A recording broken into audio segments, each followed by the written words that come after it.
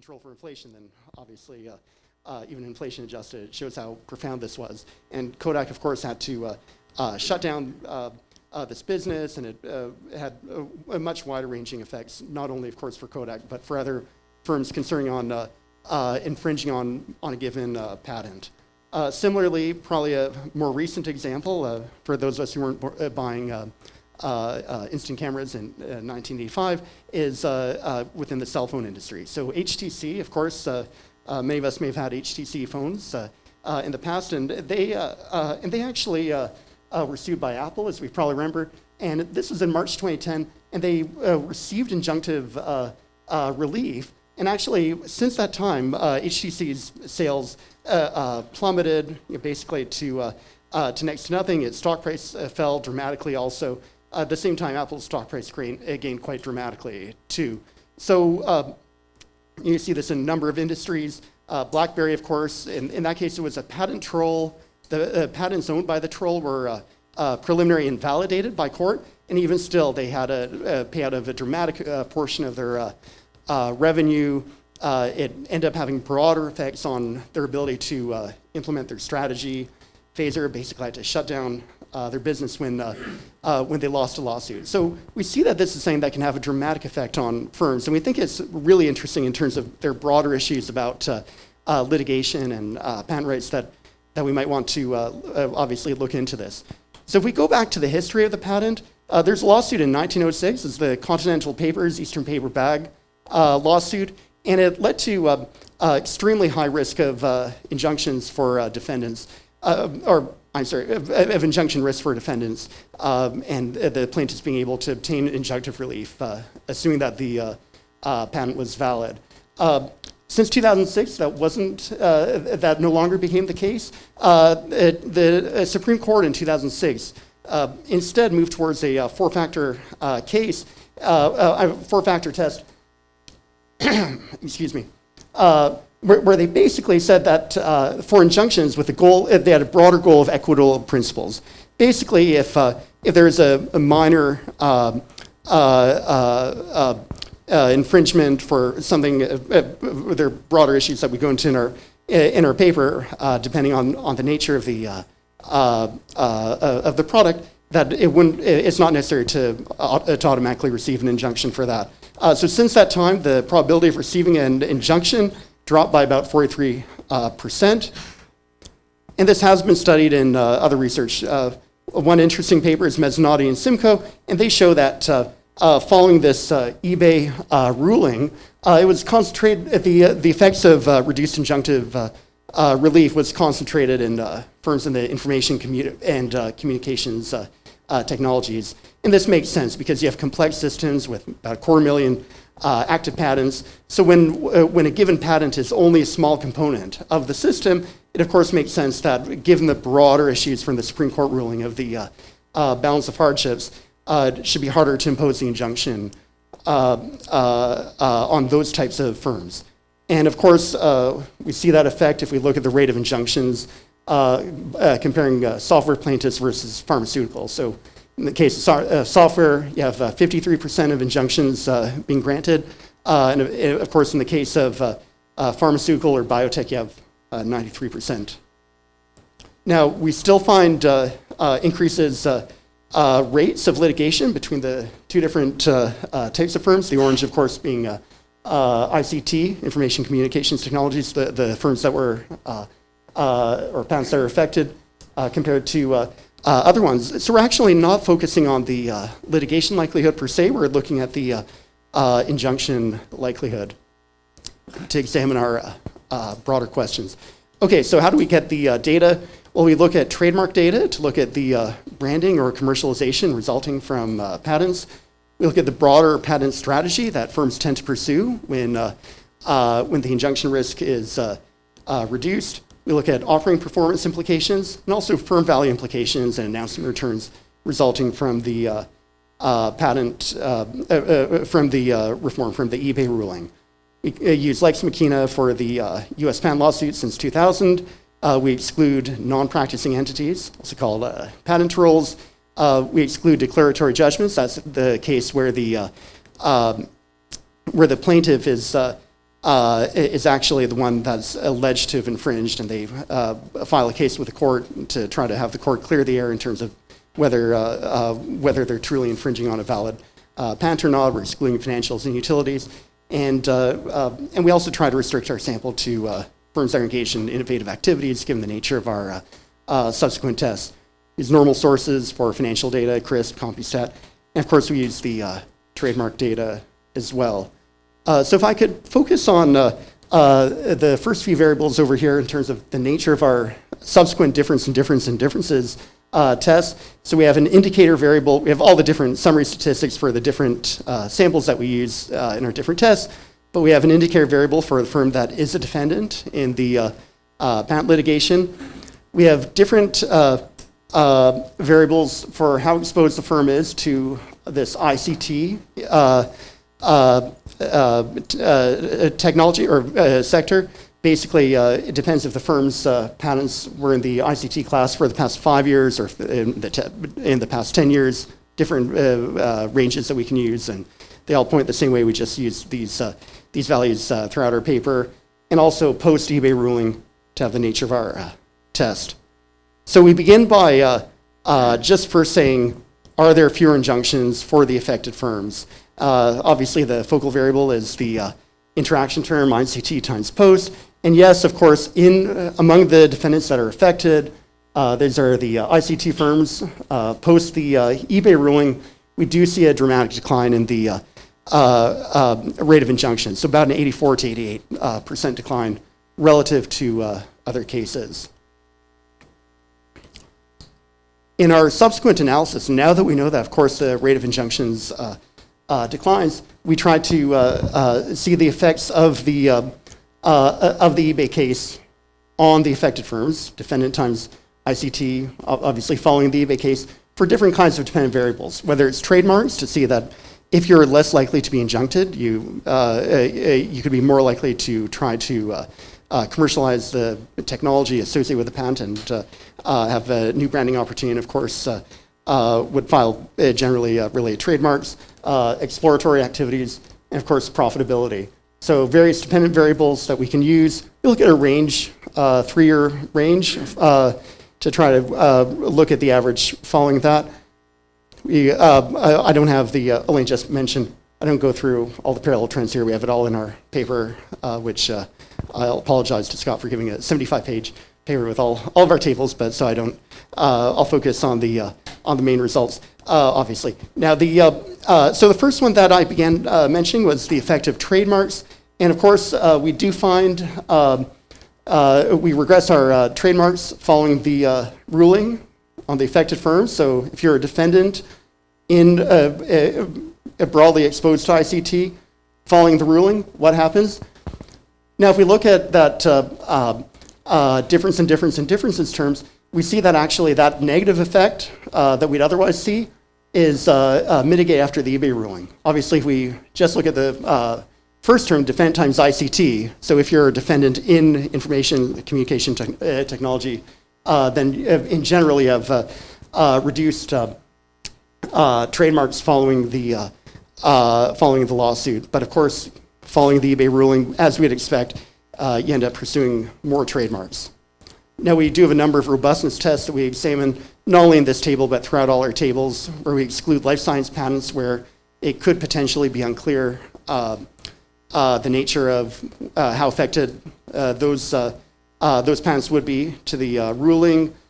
We can also exclude defendants that were also engaged as plaintiffs, given potential issues from that, and we have all those robustness tests throughout our results. Okay, so we see that the ruling mattered for the affected firms, and of course that the trademarks increased. How about exploratory innovation? How does this affect the ability of the firms to engage in exploratory innovation? Now, our prior would be that they'd end up increasing their exploratory innovation, given that they're more able to pursue these activities without fear of being injuncted. And of course, that is what they find. So this defendant times ICT times post term is positive. In general, defendant times ICT is negative. So in general, you have a reduction in these firms' exploratory activities, but of course it is mitigated following the ruling. In terms of economic significance, we're talking about 11% increase in exploration. It's relative to sample mean of about 47%. So this all showing all that, all the effect of the eBay ruling actually matters. Okay, so now I've convinced you eBay mattered for the affected firms. What's going on? Let's go into the mechanism. And we begin by examining a financing mechanism, basically showing, is this concentrated in firms with weaker financial resources that would be most affected by the effects of the injunction. Imagine in the case of BlackBerry Research in Motion paying a $600 million odd settlement at a time when they didn't have all that much ability to handle the even just the financial implications. And so if we look at the trademarks and exploratory innovation, we see that throughout, that if we distinguish our sample between both on the cash side and then in the subsequent side, I'll show financial constraints. So the effects on trademarks is concentrating the low cash firms, exactly as we'd expect, that the firms that are less able to withstand that negative effect of the of an injunction, they're the ones that end up changing their trademarks the most following the ruling. And we find this also with the with splitting the sample on financial constraints. So the high financially constrained firms, these are the ones that benefit the most in terms of trademarks. We find the same set of results if we look at exploratory innovation. Exploratory innovation would be, we have increase among the low cash firms. The firms that are, again, most vulnerable to the effects of the litigation, and same idea with the high financial constrained firms. Okay, so now where are we? We know that, that the ruling matters in terms of trademarks exploration. We've examined the mechanism. Let's see additional implications and effects of this. And the first one that we look into in our paper is the effect on profitability. Now, the reason we look into profitability is that, of course, that captures the value relevance of the eBay ruling. And so we have the same basic setup as previously, but of course we'll look at the average profitability for the affected firms following the ruling by looking at the average ROE in this case. And of course we do see this over here. So we have, in general, patent litigation for defendant times ICT is negative, but that negative effect is otherwise mitigated or more than mitigated following the ruling for the affected firms. We then split our sample a little bit more by showing, again, among the kind of firms that would benefit the most, we can look at product diversity. The firms with low product diversity would, of course, be most affected. Think of Phaser, where if you're one product firm and you receive an injunction, it can kill your business, compared to firms with more diversified product lines. Their profitability benefits the most. Same with litigation, high litigation risk firms. These are the firms that, of course, benefit the most in like manner from the reduced likelihood of experiencing an injunction. And same idea with fluidity and product market competition. These are the firms that end up benefiting the most in terms of their profitability when we split the sample in this manner. Okay, final one, and I'm not sure where I'm doing on time. I think I'm, yeah. Now I realize I haven't done an in-person seminar externally for a while, so I'll apologize for skipping ahead and throwing off the whole schedule. Anyway, though, the next part that we look into is cumulative abnormal returns, looking at the CARs associated with firms that experience litigation. So, of course, if a firm is sued for a patent infringement, the investors are assessing the value implications to the firm, and our hypothesis, of course, given the importance of ICT, is that the CARs should be higher for these ICT cases following eBay, compared to prior to eBay. Slightly different form where we look at the actual patent litigated. So that's our ICT patent variable, and we're basically looking at this. I'll just mention we have a either 3-day or 26-day window. We have two different CARs, either simple market adjustment or CAP-M. These are all robust for the different specifications.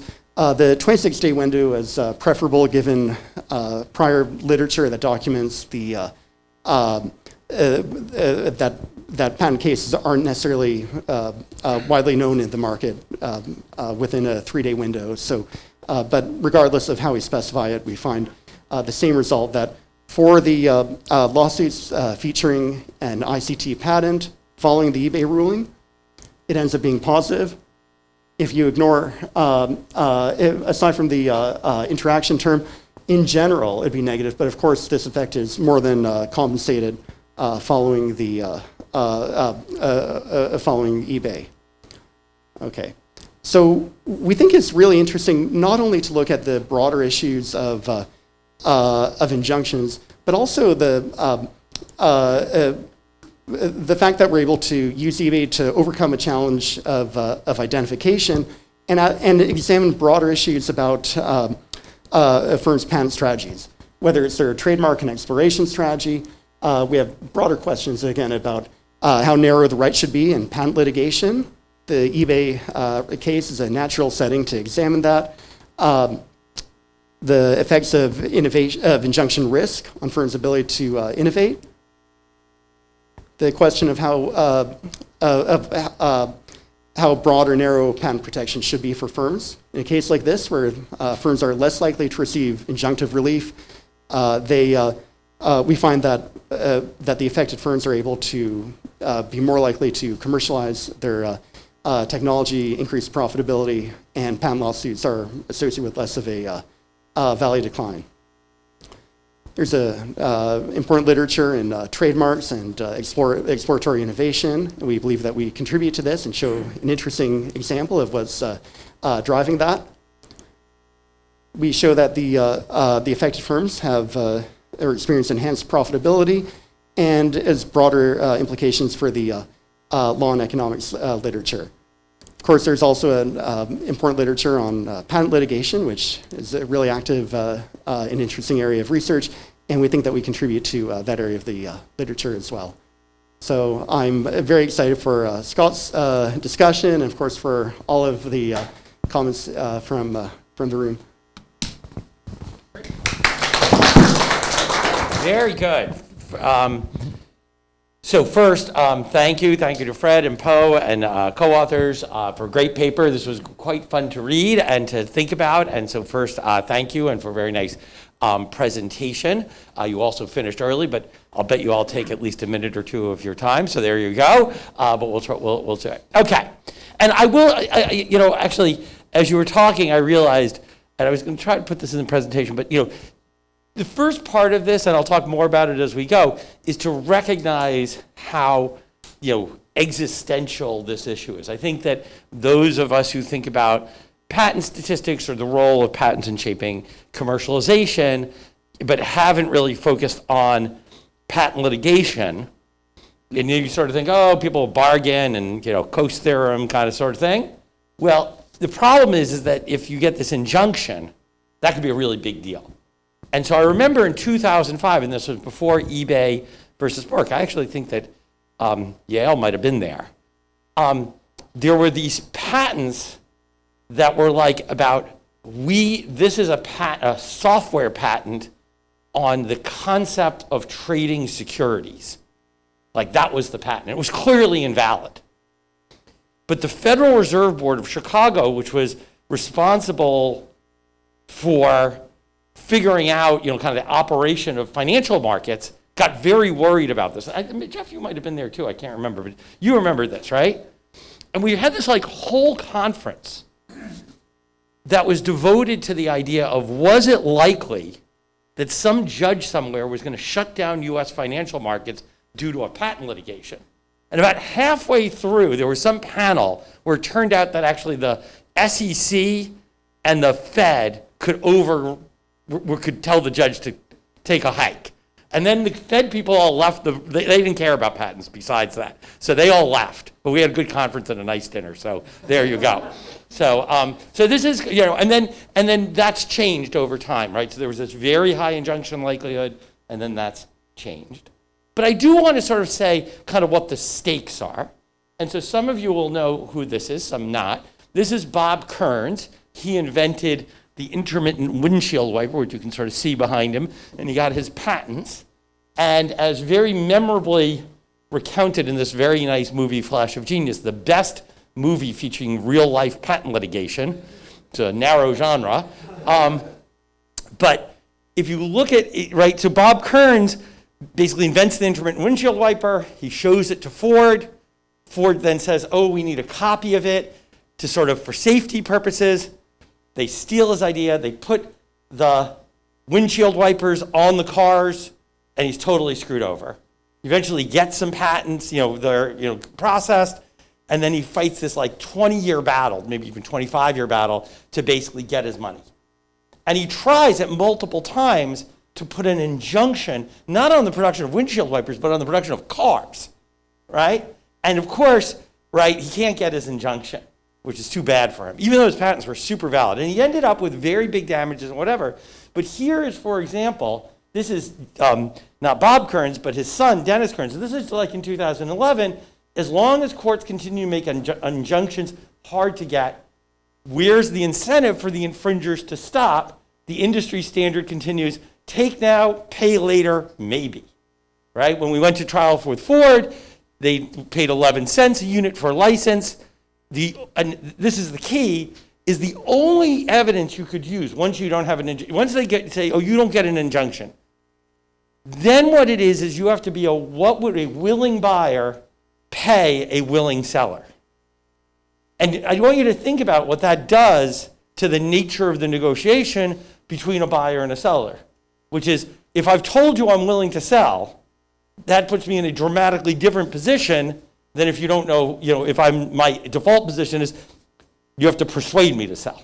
Did you see what I'm saying? And so what that and I'll come back to that as I think being more important for this topic, and one that I think the authors can leverage. Okay, very, very briefly, I'm not sure how much time I took. Okay, yeah, we're getting there. Okay. So what is this paper about? Great topic. So out there in some misty land, we kind of know that there's this thing of how does the operation of the legal system impact real world outcomes. Probably there can be no more direct thing in the intellectual property world when it's not just money changing hands, is how does my ability to stop your business flat impact other outcomes? And so here, right, and the question is that's hard to study, of course, because you'd have to say, well, what I somehow need is something where we have variation in only that variable, but not the other broader business environment, right? And that this is this great, experiment, eBay versus Merck, and in particular, it allows you to formulate that earlier broad question in how did either innovation or commercialization strategy and value, which I put in parentheses, I'll come back to that, change after eBay versus Merck for those firms particularly impacted as defendants. So this is kind of looking at what happens if you were a defendant impacted by this ruling after eBay versus Merck. So what do they find? So how do they do it? I think you went through that very, very clearly. The one thing I should note is that there's kind of this whole list of outcome variables. Trademarks, kind of measure of patent exploration, valuation measures, so on and so forth, all mediated by metrics of basically financial and liquidity constraints and a few other things. Okay, so what do they find? The first is, and I think for this group it's actually useful, the first is that the impact of eBay versus Merck was big, right? So in other words, you should think that routinely injunctions were being imposed, and then afterwards, only in the ICT industry, they were no longer imposed. In other areas, basically like mechanical and things like that, a little bit of an effect, but not nearly as big. And then what they do is then they then say, and that turns out to change the innovation and commercialization activity of those firms who used to get these lawsuits. It kind of gave them more freedom to operate. And so you see this big increase in trademarks, big increase in more exploratory innovation, kind of pursuing new directions. And that's going to be particularly true for the firms who probably couldn't pay the bill. Okay? And not surprisingly, perhaps, at least I'm not a finance person, but, you innovate more, you got more trademarks, you're more free to operate, guess what? Valuation goes up. Okay, so very interesting and lots to like. Good job. And I should sort of define my comments in 3 areas. First, what is the real impact of patent law? Like, in other words, what's the impact of patent law on the real economy? In this paper, what's the nature of the experiment? And then thirdly, maybe a bit more broadly than this paper, but I think ways that the authors could sort of pursue, or we could pursue, kind of what's really going on with this notion of injunctive relief versus monetary damages. Okay. So there's lots of papers in the law literature on the impact of lawyers on other lawyers, right? They love writing. This is what legal academics do, right? They're like, oh, these people litigated, and then that changed their litigation strategy. There's a lot of papers like that, okay? Think Mark Lemley, right?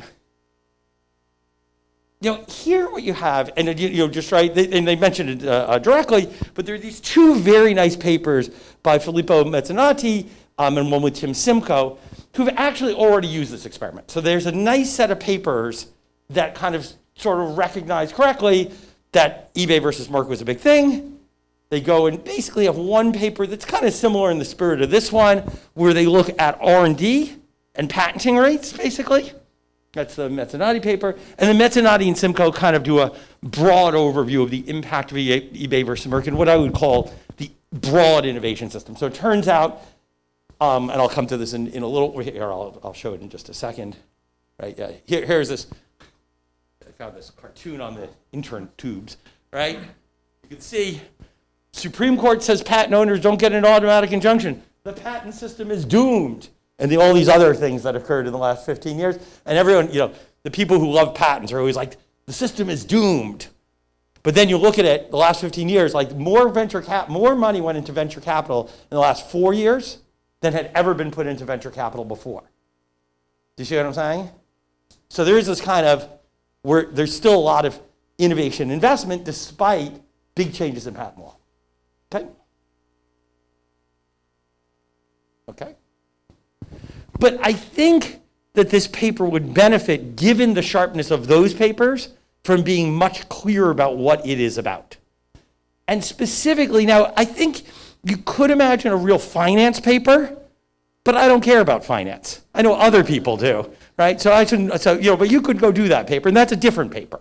Like, that'd really be about valuation. But the thing I think that's the most interesting new thing here is the trademarks. Trademarks is something we don't know a lot about. I think is correctly said in the paper, for public firms, you usually don't file for a new trademark unless you're planning a new product line.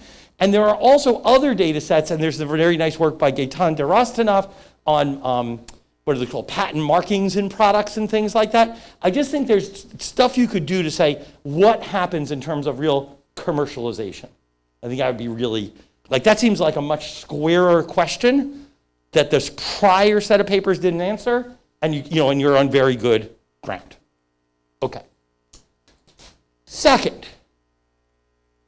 so right now the core thing, the thing that I highlighted in my little extracts from the paper, was basically it's the firms that are in ICT who have been subject to IP litigation basically in the last few years as defendants in T-1. And I had sort of several issues with this, but let me just kind of work our way through it. Is on the one hand, what does that make the control group? So it's differences and differences and differences, but it's not totally clear there what the control group then becomes. So on the one hand, it could be publicly traded non-ICT firms subject to recent litigation, which I think is what the authors are thinking. But equally valid are the publicly traded ICT firms that just didn't get sued. And that's a weird control group, because they could be sued, and they're, right? And so it's just a weird group. And I'll bet you, I tried to figure this out from the means and things like that, but it was, a few hours ago, so who knows. But it was like, My sense is that almost all the ICT firms basically get sued every year. I think, Microsoft wakes up on January 2nd, another suit comes in. That's just the world, you know what I'm saying? Maybe you could come up with an index, whatever it would be, but all the big firms with lots of money get sued all the time. So specifically, I would encourage the authors, particularly if you adopt the first suggestion of looking more squarely at trademarks and new product introduction, to really, to focus the whole paper around the clarity of the experiment. And particularly, I was then totally puzzled by why you threw away what I would have thought is the most natural group of terrible actors in this, which are these trolls. Right? That's what people were worried about, is that the troll, right? That's what happened to BlackBerry. The troll comes, they find some patent, right? Intellectual ventures, and they hold you up, basically for ransom. Do you see what I'm saying? And that got really cut down by eBay. How much more time do I have? 1, 0. Okay, I'll be pretty soon. We're still ahead of schedule though, right? Okay, almost. Okay. And then the last thing I would sort of encourage the authors to focus on here is that I think that the paper would benefit from really working through, right now the paper is written this is one of many things that happens that kind of shifts the bargaining power in general towards the defendant and away from the plaintiffs. But I think it's more specific. It does a very specific thing. Is that basically if you can get an injunction or even the threat of an injunction, then when we bargain in the shadow of the law, it's as if I don't have to license to you and I can shut you down. That's very different than a world where we've already agreed and it's just upon what terms, okay? And so the effect is, and particularly in my own caring about startups, that's pretty important for startups. Because if you basically, the law says if some big firm infringes you and you then sue them using the courts, so you focus on, kind of an IP strategy, you have to cooperate. Do you see what I'm saying? You can't just shunt them aside. And you say, okay, well that actually commits those startup firms to basically a low bargaining power cooperation strategy, which if you kind of think in the broader antitrust debates in the United States and kind of around the world now, sounds a little bit more like almost what we see kind of lurking below this whole killer acquisitions kind of rhetoric. So I would really dig into what this really means for firm strategy and really get into the bargaining nature of it. Thank you so much. Really looking forward to a great conference and other things, but great, nice paper. Great, thanks. Thanks for the great paper and the discussion. Could I clarify on when you think about injunction, is it willful violation of a patent, or could it happen accidentally? And is there a way to differentiate between cases where there has been a willful violation of a patent and an accidental one where the patent was overlooked?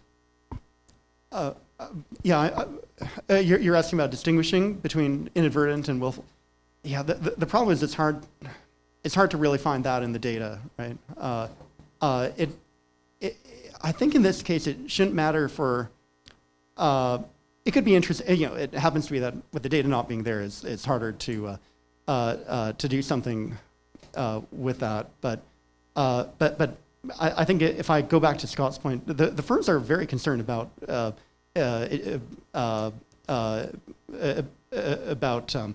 infringing on a patent, whether willful or inadvertent. And in that case, I think the ruling would have dramatic effects on the firms regardless. Yeah.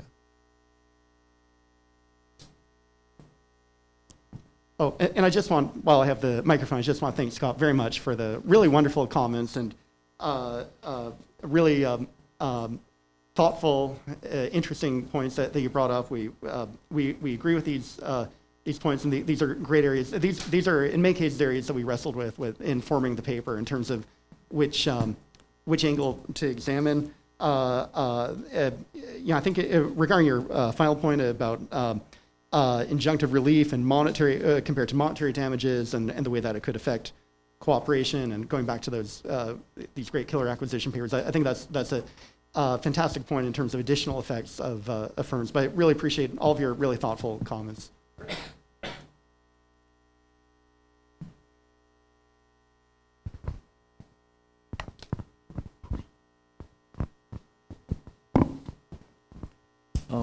Yeah, thanks so much for very interesting and important research, and also the very good comment. And one thing I just curious whether while the firms, the defendant has been affected, also their innovations, kind of activity and systems. On the other hand, I think the patent trolls may have also changed their behavior after the injunction Supreme Court judgment happened. So that might also affect the post behavior of the firm as well. So maybe you can also look at the patent trolls, their behavior change. Might also give some of tips to look at the changes, I think. Yeah. No, and thank you for that. And again, there's a deeper literature on that. It's one of these questions about which aspect is best to focus on, and at least in this case, we're trying to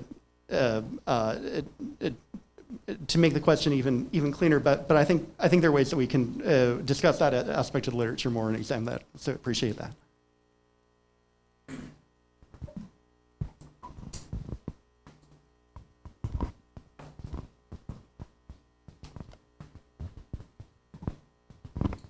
Thank you.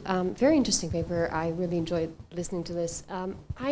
You're focusing on the defendant, and I haven't read the papers that Scott was mentioning, but what's the effect on the plaintiff? Because obviously that also changes their incentive to patent, their incentive to trademark, and this is, to a certain extent, a mutually reinforcing effect, right? So it will affect both the plaintiff and the defendant, and therefore you may be observing in the defendant what is a reaction to also some of the actions of the plaintiffs as an outcome of the court case. So do you have any ideas of what happens in that space?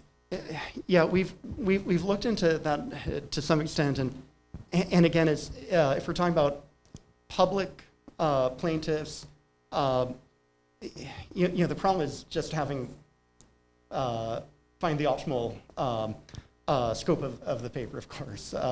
But no, certainly the firm would be, it affects the announcement returns, it affects a different aspect, and we had looked into these. So we were kind of thinking of how much to work these into the paper, though.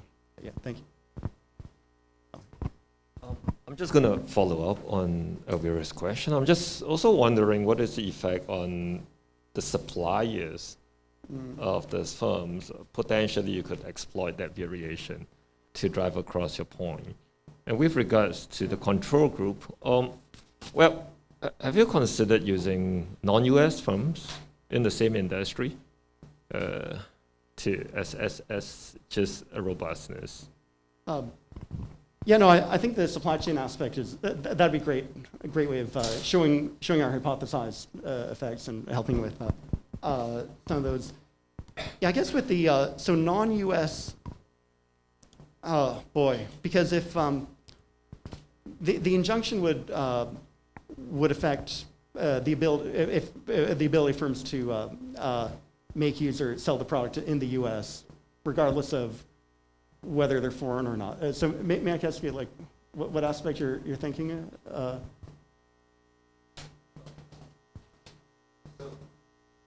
if this injunction was the reason, right? What about the international competitors? Could that be used as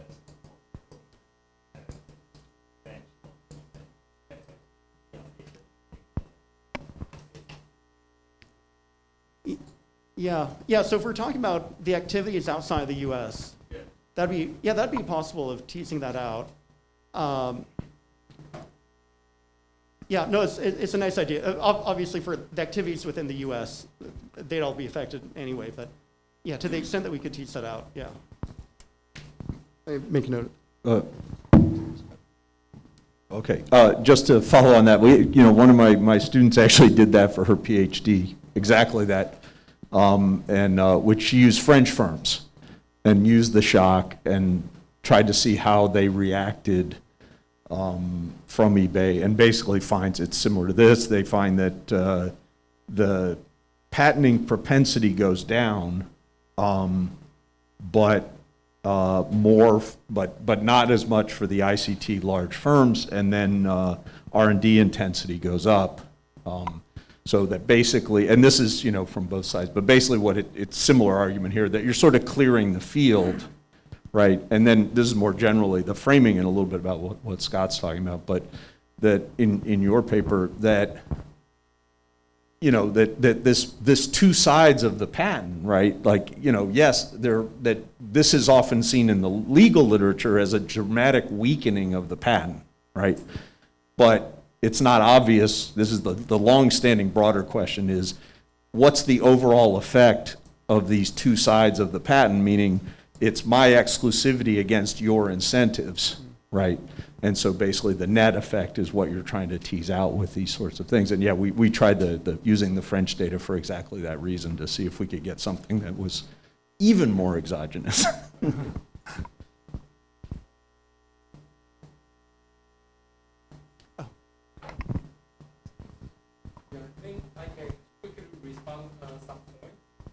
If you don't mind. First of all, I would like to thank Scott for the wonderful discussion, especially about a new position like putting it more like the injunction versus the monetary damages, right? That would be the whole. But of course, if we use that, that will also introduce the selection issue. Just like Alvera's question, why not look at the plenty? Then actually we will put ourselves in the selection trap. So we will. And about Scott comments on the two control group, yes, that's very good. So I think we can artificially exclude the second control group, which is not we really want to control for. And for Winger's comments, and also Scott mentioned that about troll initiative cases, first of all, we think there are already some papers about trolls, so that's why we carefully exclude troll from our plaintiff side, so to avoid that issue. But we think more about that. But of course, the trolls may have changed their behavior after so they will introduce another selection issue for us. Yes. Yes, I think all these are great comments. Especially a new position, we will carefully think through. Yeah, it's almost like now firms, now patent owners are forced to license out no matter they like or not, right? We can position our paper along that direction, but we will have to think how to modify our empirical settings for that. Yeah, thank you.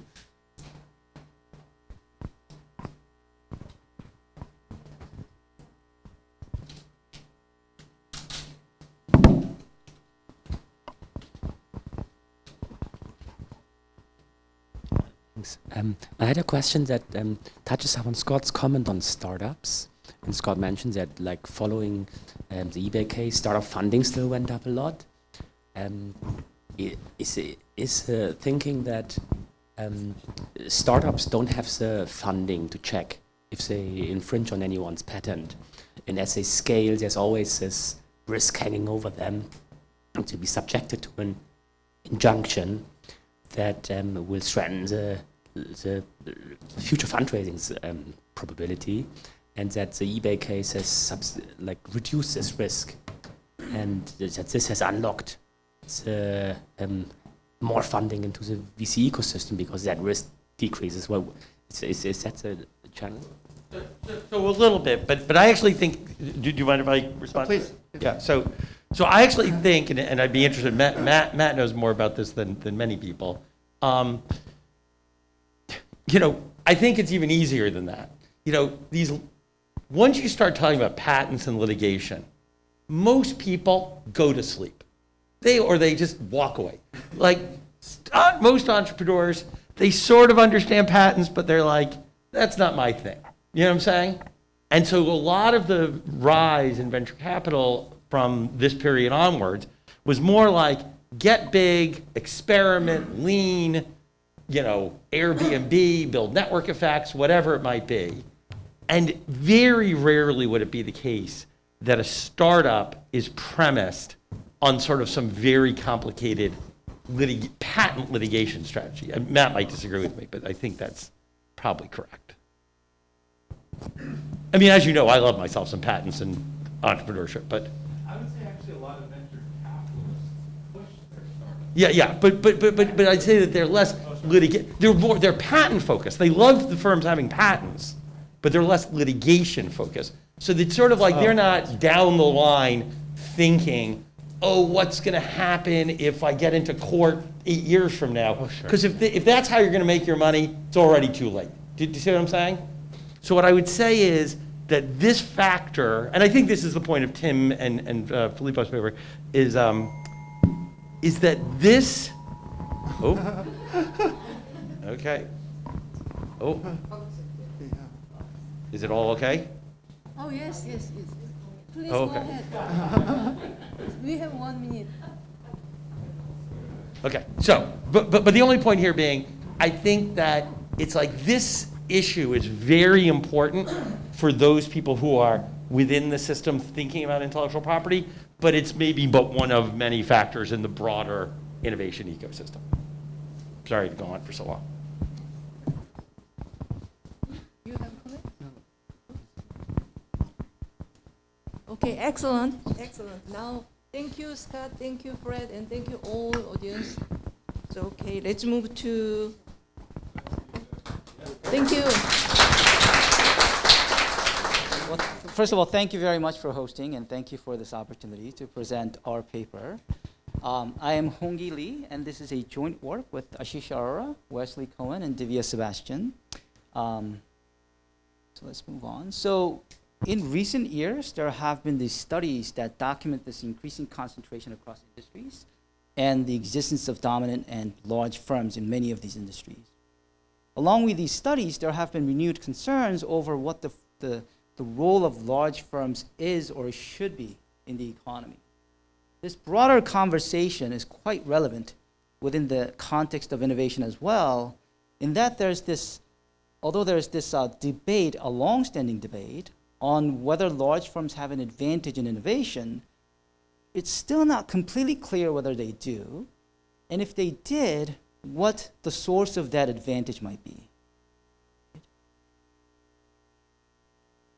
So in this study, we asked two related questions. First, do large firms realize higher value from their inventions?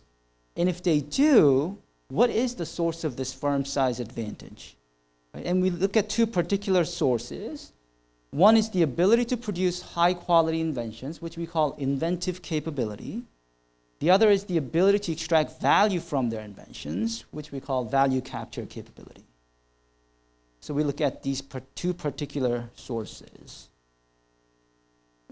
So the main contribution of this paper is to clarify these sources of firm size advantage and distinguish them empirically using patent-based measures. So the literature does give us an idea as to what kind of advantages that large firms might have in innovation. They could have an advantage in inventive capability in that they're more likely to be able to attract high-quality employees by offering higher pay, more promotional opportunities, or equipment or resources that the potential employees might be attracted to, right? And they're more likely to enjoy scope and scale economies in R&D. But there are also disadvantages that could come with being large, right? There's agency risk, coordination costs that are likely to be higher for larger firms, and bureaucracy and hierarchy might stifle new ideas, diminishing returns to managerial function itself, and some employees prefer to work for more entrepreneurial firms, right? At the same time, the literature does point to the possibility that large firms could have an advantage in value capture capability, right? They're more likely to be able to increase demand for their output through their stronger brand name, marketing distribution, and decrease cost of development and production of output through their superior manufacturing supply chain and IT capabilities. What the literature doesn't tell us, though, or is not clear about, is whether either one of these capabilities might play a more dominant role in giving firms an advantage in innovation. So is it value capture capability, Or is it inventive capability that might be more dominant in giving firms an advantage in innovation? So what we do in the paper is we build a simple model that provides us with predictions on the relationship between firm size and both invention value and quality. In that model, firms choose to invest in inventions or projects in the decreasing order of technical quality. So we have this diminishing marginal quality curve, right, where marginal quality equals Q of n. And Q of n is driven by inventive capability. And it's simply the quality of the nth project, and that's what this curve is, right? What this implies, though, is if large firms have an advantage in inventive capability, their marginal quality curve will be shifted out relative to that of the small firms. Now, following that, we have marginal revenue curve, where marginal revenue equals V times Q of n, where V is value capture capability. Again, what this implies is that if large firms have either value capture capability advantage or inventive capability advantage, the marginal revenue curve will be shifted out relative to that of the small firms. Right? So we're going to build on this to see what happens to the predictions from the model. So if you put these together, right, so at the top are the marginal quality curves, and at the bottom are the marginal revenue curves. And for illustration purposes, we're going to have constant marginal cost curve. Right? So if large firms have superior inventive capability, what's going to happen is that both the marginal quality curve and the marginal revenue curve are going to be shifted out for the large firms relative to those of the small firms, as marked by the dotted lines, which are for the large firms, and the solid lines, which are for the small firms. And given this shows us, given this, a small firm maximizing its profit is going to produce n sub 1 number of inventions, because that's where their marginal revenue equals marginal cost, right?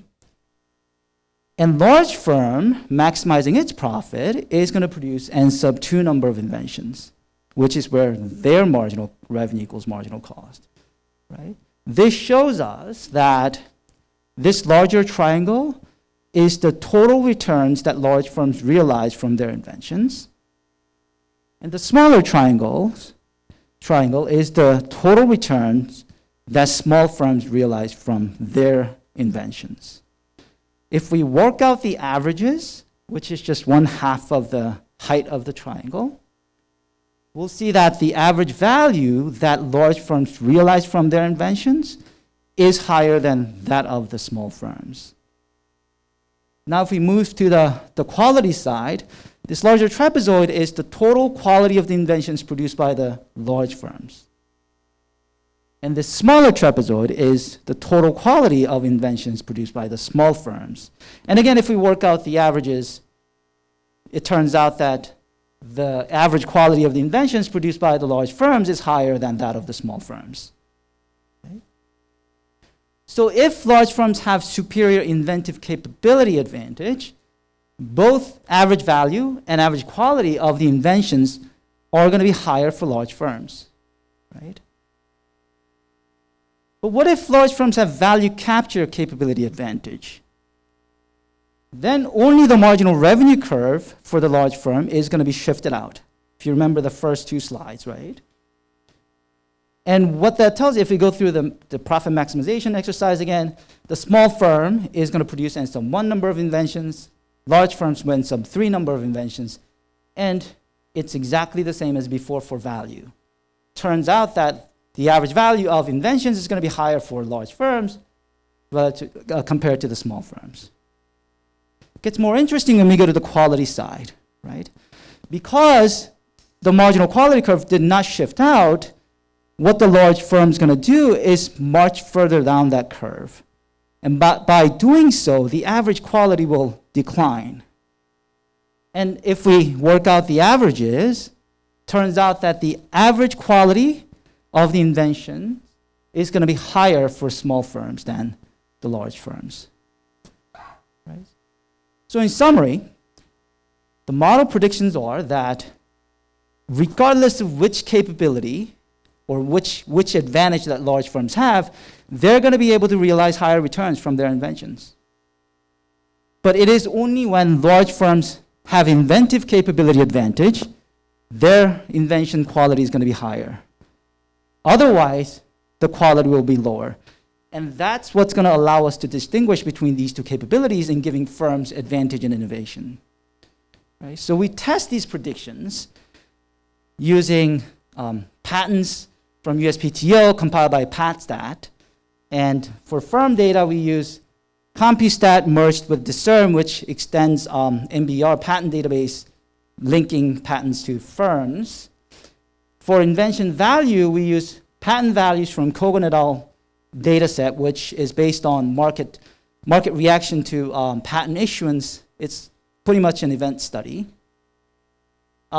We use for quality 4 citations normalized by CPC class and year average to account for truncation towards the end of the sample period and different citation propensity across CPC classes. Firm size, we use sales.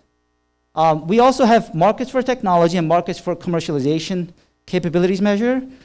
I'll explain how we use those later, but for now, they're based on patent reassignment data and also from Doyle survey data, which asks about use of new equipment or hiring new employees to commercialize their most significant innovation. Okay? And the sample is actually at the firm year level, so we aggregate these measures to the firm year level, and it covers 1980 through 2015, and there's about 2,800 firms in the database, or the sample. Right? Okay. So now moving to the descriptive analysis. Right, so this figure shows the relationship between firm size and both patent value and quality. On the horizontal axis is firm size quartiles based on sales, and on the left-hand side of the vertical axis is patent value, and on the right-hand side is patent quality. The solid line is value, dotted line is quality, right? So as you can see, as firm size increases, the value of patents or inventions go up, but the quality declines, which is consistent with the notion that large firms realize higher value from their inventions, and this advantage is based on value capture capability. Now we look at this in a regression setting. So we regress average value and average quality against sales, all log transformed. We include patent stock, publication stock, and market cap as controls, and firm year dummies as well. Again, it's consistent with what we just saw. The coefficient of interest is on sales, looking at the relationship between firm size and value and quality. As it can be seen, there's a positive relationship between firm size and value, and a negative relationship between firm size and quality, consistent again with the notion that large firms realize higher value from their inventions, and this advantage is based on value capture capability. Okay. So now at this point, we wanted to look at what is this mechanism that's driving this value capture advantage of large firms. And most obvious one was commercialization capabilities, right? Large firms have these resources, complementary assets that they're going to be able to use to commercialize their inventions and extract value from it. So we wanted to test this idea. So the idea is this. To the extent that firms do not have to rely on their existing commercialization capabilities, this firm size relationship with value and quality should decline. Right? If it is the case that value capture capability is what's driving these results. Right? So that would be the case when we have markets for technology or markets for commercialization capability. Because you can access, as a small firm or firms without commercialization capabilities, you can access other firms' capabilities through markets for technology, or assuming no capital constraint, you can purchase capabilities to commercialize your invention. So we try to test this idea. So we build these two measures, markets for technology and markets for commercialization capabilities, where markets for technology is the level of patent reassignment activity within CPC class and year, weighted by the share of patents that firms produce in each of the CPC classes for a given year, right? And we use a dummy variable taking a value of 1 if that level is above median. Right?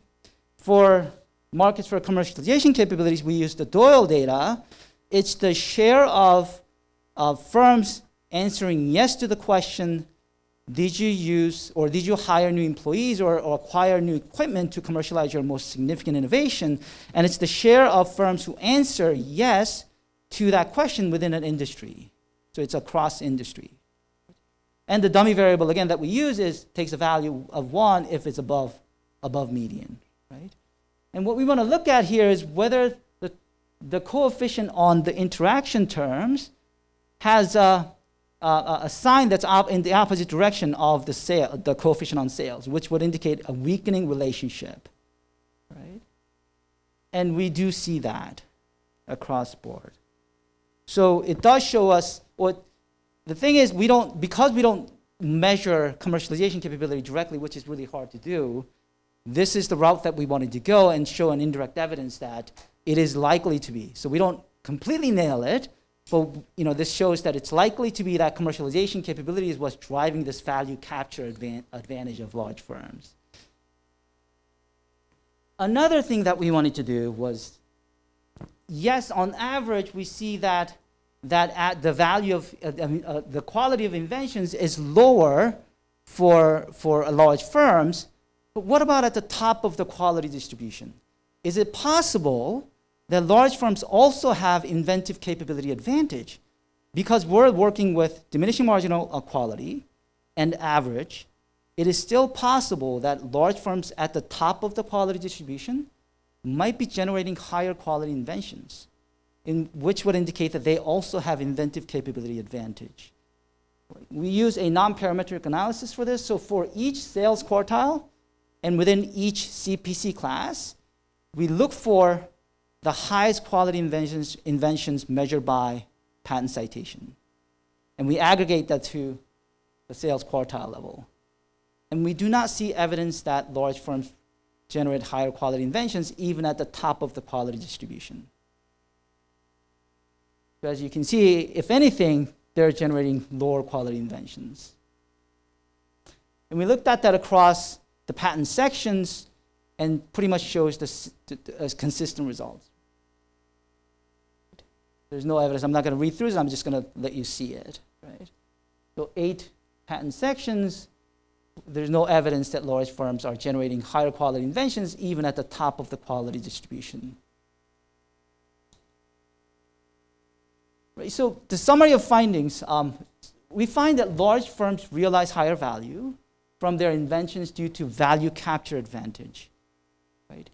And this value capture advantage is driven by their ability to commercialize their inventions, the resources that they have. And we also do not find any evidence that large firms have inventive capability advantage. In other words, even at the top of the quality distribution, they don't generate higher quality inventions. So the implications for management and policy, these are familiar ones, but I think they are important enough to be emphasized again. Right? Small firms can realize higher value by out-licensing their inventions to large firms with superior commercialization capabilities. Large firms can realize higher value by in-licensing higher quality inventions from more innovative or firms that are generating higher quality inventions. And to do so, it might be beneficial for large firms to invest in their ability to evaluate external inventions. Policies facilitating MFT and MFC and the entry of small innovative firms or startups can promote commercialization of higher quality inventions in the marketplace. Thank you very much. I might be too early, right? Thank you everyone, especially for inviting me here to discuss this paper. I read it with great interest. I think this paper is very interesting in that it revisits some of the old examination about the large firm advantage. And to summarize the paper, pretty much we can use the 3 graphs that they had. Oops. Okay. So the main story talk about when firms get grow, faster and larger, then their pattern quality drops mostly because of large firm can make use of the low quality patterns. The pattern values increase instead because likely those large firms possess more complementary assets so that they can commercialize it faster, better, and also getting more value to it. And the paper provides two conditions. One is on the market for technology, and one is for market for commercialization. For a market for technology, that if market as firm grow, for firms with high market market for technology, their pattern quality drops slower, so that mitigates the negative effect that could come, possibly because the large firm can buy better outside technology.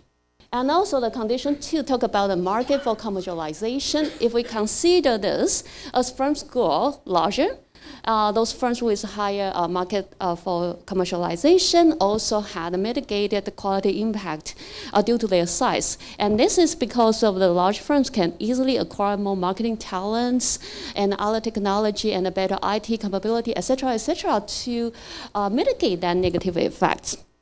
So basically, I really love this paper about revisiting the very traditional and important issues on how the large firms actually benefit from their size. The paper has focuses on this, especially on the second part of it is on the average pattern. How the average pattern is performing, and instead of like the prior literature focusing on the total pattern value or total total R&D inputs. So this part I admire quite a lot. To going back to the very, very old literature, I think this probably also hints some of those outcomes. For example, Shear's paper has shown that the number of patterns increases with firm size, but at a decreasing rate. So if we take a total, they are increasing. However, if we take an average, then that decreasing rate tells you that it's dropping in that case. He also had another paper that suggested that firms' incentive invested in R&D also depend on its sales force, which hinted the commercialization capability that Honggi's paper had mentioned. After we talk about this too, usually in the literature we talk about size, and then we talk about how a firm, especially a large firm, is located in a market that can compete against the vocal firm. So another two papers over here talk about the role of market concentration and competition. That probably also will be very interesting for Honggi to consider in the paper, how exactly the firms facing the competitors is going to leverages a large firm advantage in their pattern quality as well as their pattern value. In terms of the method, the paper used a stylized model to generate insights for their testable predictions, as Honggi has been shown. And I was trained as a pure modeler, so I have a few comments on that. In terms of if I want to have a model plus a empirical analysis, the model and the empirical part has to be well connected.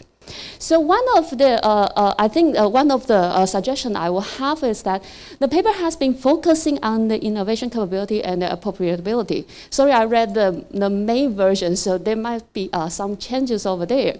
But in your prediction 1 and prediction 2, that you did not directly link your size with these two capabilities. Instead, you said if a capability is going to have a bigger effect than the other, then that shows the firm has to, in this case, we are talking about the innovative capability and the value capture capability. And using the data tells us that the venture capture capability went over the innovative capability, so that we see large firm has better capability in commercialization instead of in the innovative capability.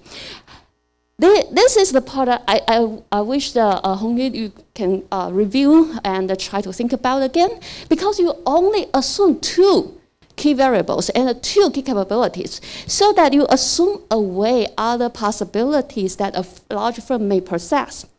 One of the possibilities could be diversification. Like if I have a higher technology diversification or have a better product diversification, then I may have leverage my patents around my products and my innovations.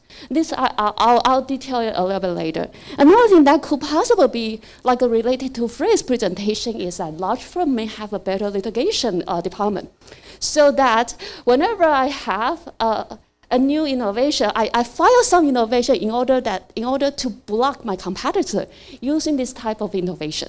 And if that's the case, then you have assumed away from this paper due to your model setup. Another model assumption comments that I have is in your model, which you didn't show that much in the presentation, the cost of invention increases when your quality gets lower, which means that a low quality product actually is more costly to invent than a high quality product. And I don't know if this makes sense to you, but it doesn't make sense to me that much. A high quality product should, as far as I can concern, that it should have a higher cost than a low quality product. But the model assumes in this way. And second, because you also see the marginal cost in your graph, as long as the marginal cost is increasing or be a constant, your intuition should work through. However, if the marginal cost decreases with the pattern quality, then some of your prediction may not go through. So I think this part probably you want to take a little bit closer look to that. A second part, I think this then that get into a model with selection bias. A project with higher quality does not necessarily generate higher profits. In your model, instead, you have already assumed a higher quality pattern will give you a higher value, and it gives you a lower cost for innovation. And then in that sense, your model already assumed a selection that a larger firm, has a better clarity to a pattern, so that I know this one give me a higher value, instead may not, but that may not give me the higher quality. So because we talk about quality presented as the forward citation, right? So in that case, I think this again, the model has assumed a weather selection story, so that we didn't see that much in the full picture. This is a diversification I'm talking about in the previous 2 slides.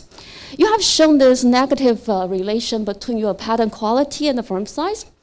That being said, among the more diversified firm, that being said, when we talk about diversified, they could become with a technology diversification or product diversification. With technology diversification, what we are talking about is that, well, a firm may choose to diversify these products so that they can be used to different technologies. On the other hand, if we talk about product diversification, a firm can choose to use this innovation to multiple product lines that can give you a better commercialization value afterwards. So in this case, I think it's also good to think about that. Maybe it's good to differentiate and take a look at in terms of this 2 types of diversification. What exactly should a large firm do, and in order to mitigate the negative impact? All right, so this is an empirical model afterwards, so it has to have the IV issues. The IV issues come with the main IVs usually in the paper. The main IV used in this paper is the tariff, so import tariff. However, import tariff has been used in different ways in different papers, that this may not be that much exogenous. And I think this, for example, we talk about invalid IV needs to certify the exclusion. And the Amid and Kadewon AIEA paper show that the imported tariff indeed increased the firm's incentive to improve product quality already. So you use that IV already kind of violates the exclusiveness. And in other words, this also, on the other hand, this too also give you a hint in that other than the innovative capability and the commercialization capability or value capture capability, they can go through different routes as well. like the Homburg and Matry paper that talking about input competition lead to product differentiation and then reduce physical investment and hiring. So from here, that goes to, instead of going through the firm sales, they influence product quality and the product values from this channel. Also on this Collier paper in AIEA 2022, it also showed that tariff cuts lead to more innovation as it opened the foreign market for local firms. Again, it doesn't go through the firm size, but goes through the other channels. So it may be good to look into these issues and hopefully you can find a good IV. I know it's hard, but fingers crossed in this case. Okay. Okay, I'm good, okay. On top of this, then I have a few minor issues which, if needed, I can also give you afterwards. So one of the issue was in the model, you talk about what marginal cost, but in the paper, you talk about constant marginal cost. It's kind of confusing as a reader when I read it. The second modeling issue was that you argue commercialization or the value capture capabilities can be rented, which is the market for your commercialization capability. You argue it as the way that you will license first invention, and however, in the paper when you're arguing it, acquiring commercialization capability also require cost. And it's kind of, again, it assumes a way you didn't discuss that much of the cost of in the model. With the empirical part, I also have a few suggestions. Again, with the time limit, I'm not going to go through this, which I'm going to share with you about the minor details over here. And a few suggestions in terms of models, in terms of how you name a variable over here. So that will be pretty much it. Thank you very much. And I really enjoy reading this paper, and that's why I have so many questions here. Thank you. Wonderful presentation. I mean, it was really insightful. I have just one quick question because there are several papers that try to distinguish the R&D capability from the marketing capability, and then some how firms can make a kind of a more higher performance from either R&D or kind of marketing. So when you talk about inventive capability and then market for technology capability, how conceptually they can be different from kind of a marketing capability and R&D capability and then marketing capabilities.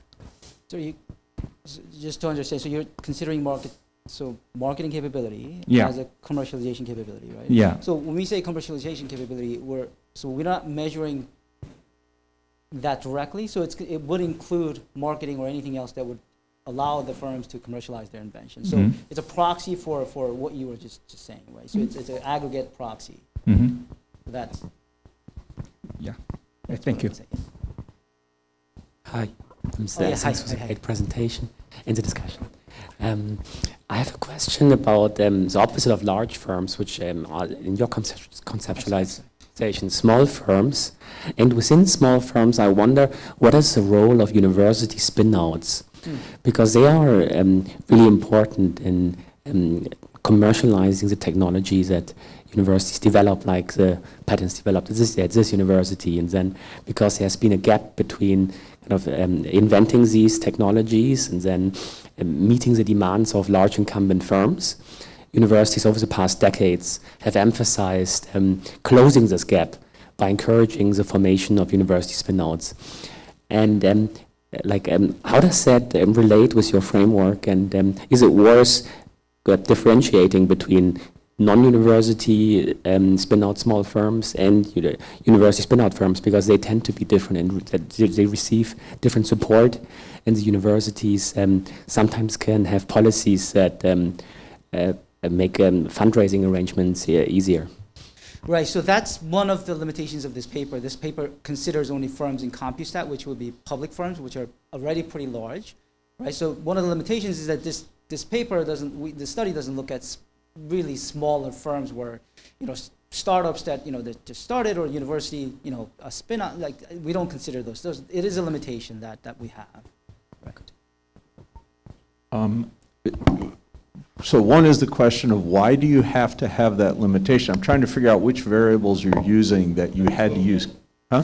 We're using Kogan value, which would give us the values of patents generated by the CompuStat firms. So which would be already a large firms that, and we don't have values for patents generated by smaller firms that are not included in the public, public data set, which is public because firms. you're using that to measure the. Exactly, yeah, okay. exactly. We also go. try to use number of jurisdictions where an invention is patented in. That we also only use for large firms as well, just to be consistent with what we have with the value. Okay, so I guess what I'm saying is think if you can come up with some other way, because then, given what you're doing, exactly. you're truncating the bottom a lot, right? Yes, we are. But the other question I had to do with the basic premise of the model, and this is something I've sort of been thinking about for a long time about why would we expect a declining marginal quality of inventing, right?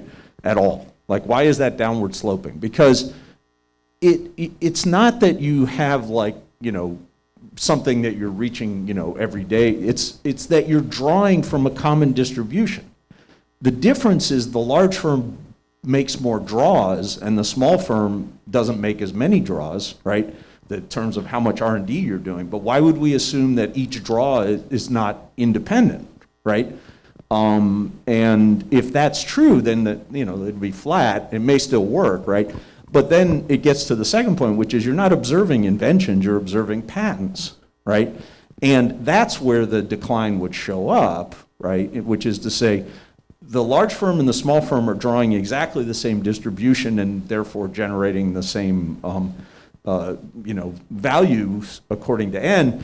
The central limit theorem say the variance will be lower for the large firm, but the patents would be you're more willing to do a low quality patent, right? If you have a higher resource base, especially because you're able to exploit it, for the reasons that you guys are talking about. And then you get to the last point, which is that now I blocked on it, but your point about the way that the value shows up in this, right? That quality and value don't have to be related, especially if you're measuring. That's the other thing. Using forward citations to measure quality is, please don't do that. And therefore, it may be that the larger firms are at least as good, if not better, at figuring out what the actual value is, not what the expected forward citations are going to be, because largely that's irrelevant, right? And all the people who like to use that, they can all show it's correlated, and the R-square is on the order of 1%. So, it's not a good predictor of value. But the last point, I think, the point about the interaction effects, I think that's where the meat of this is that to the extent that you're better at extracting value from whatever you find, you have an advantage. And then to the extent that there's markets for that, the existing size effect is smaller. And I think that's the biggest contribution of this. Okay.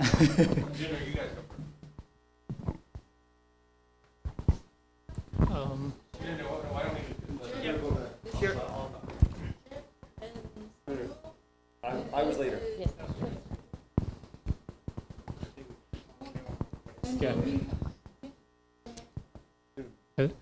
Also, the paper talks about the average effect, right? But if you look at the right tail of the distribution of invention quality, I think the story could be different, right? Large firms are more likely to make the superstar innovations, and most of the revenue come out of them, perhaps.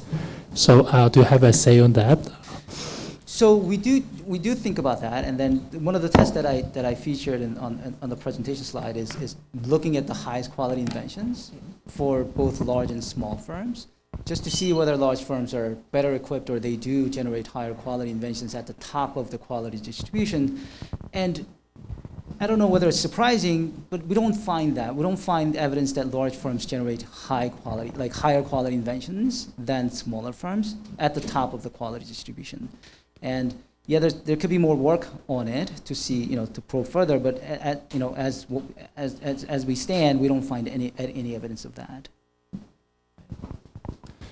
And can I do more?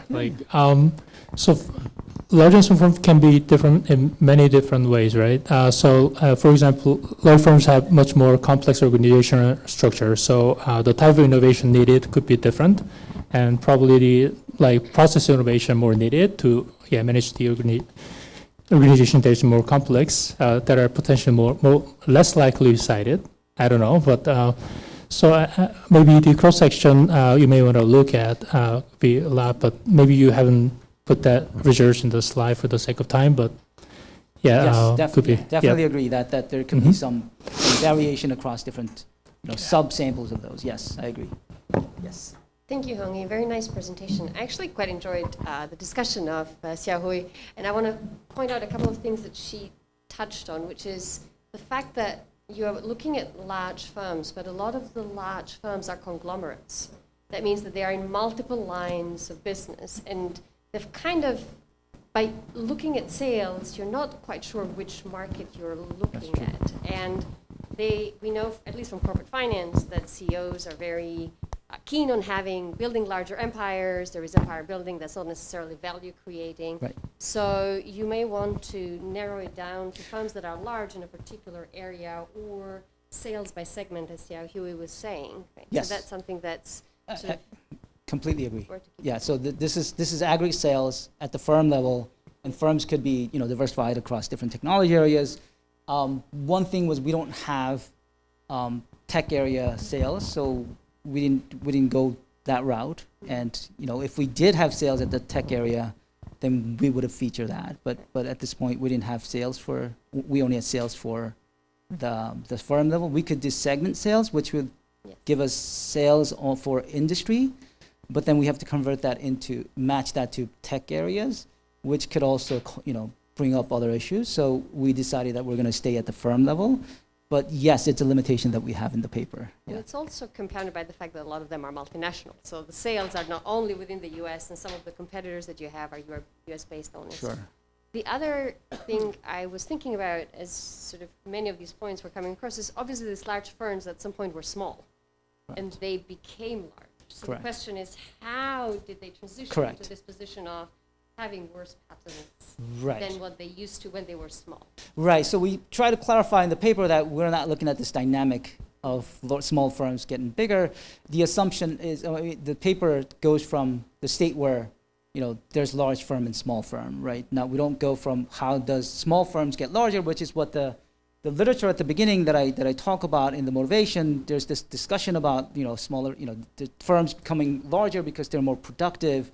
Once they become larger, they might block, knowledge, dissemination or things like that the papers talk about. We don't do that. We just assume, firms are, as of now, and then we see whether we can distinguish the two sources of advantage, right? But I agree that it can be considered a limitation to the paper because we don't consider the dynamics of it. All right, great.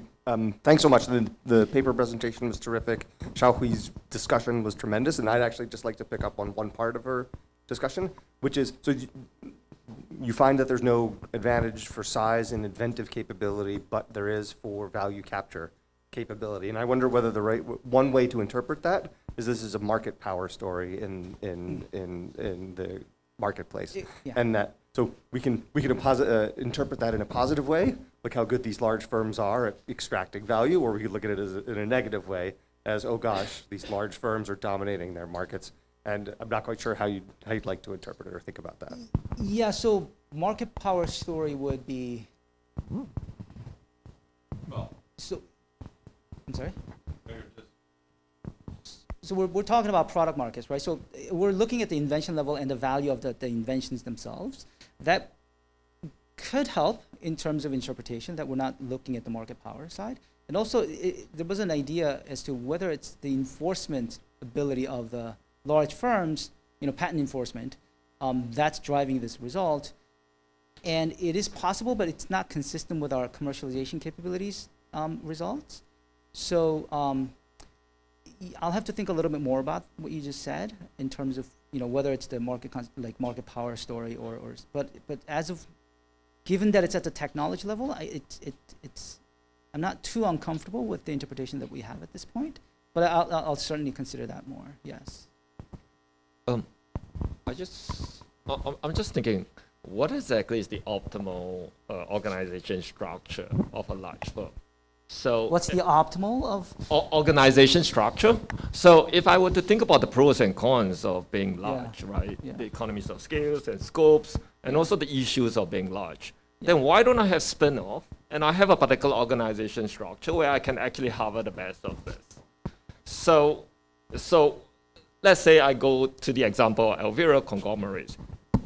Can I do a comparison within the conglomerates of the spin-off and the parent company, or the conglomerates, the subsidiaries or smaller firms within the conglomerates and other smaller firms? And what can we learn from that? So obviously we don't look at the organization structure of these firms to see what the optimal is. We do have a follow-on paper that's going to look at R&D organization, how how some of these quality measures might change based on that. But this paper does not speak to the organization, what the optimal might be. And I would certainly like to consider it because we have a follow-on paper on that. But we can certainly discuss that later. That's okay. And we're almost out of time, right? So very, very, let me agree with what everyone here has already said. Lots of good comments. I guess I would make 2 points, and I know you already answered it a few times, but I'm actually just completely confused by one. So first, I think it's very interesting, and I think I would get rid of everything that has an IV and everything. In fact, I would get rid of most of the things that are overcomplicated, because I think either the basic fact is correct or not, and people are just going to want to grapple with that basic fact. In my, really full on, just indescriptively. So that's part A. Second, imagine that the distribution, well, I'm not even having to imagine, the distribution of value from patents, from patented inventions, is probably at least log normal, if not a power law, if not an accelerated power law. Like, it's super skewed. Mm-hmm. Do you see what I'm saying? Mm-hmm. And because, and I guess I was trying to think through the consequence of that for what you're doing. And that's why, and then you had this kind of set of charts that I've looked 4 times and I still don't understand them. But, okay? But it seems to me, like think of Google, right?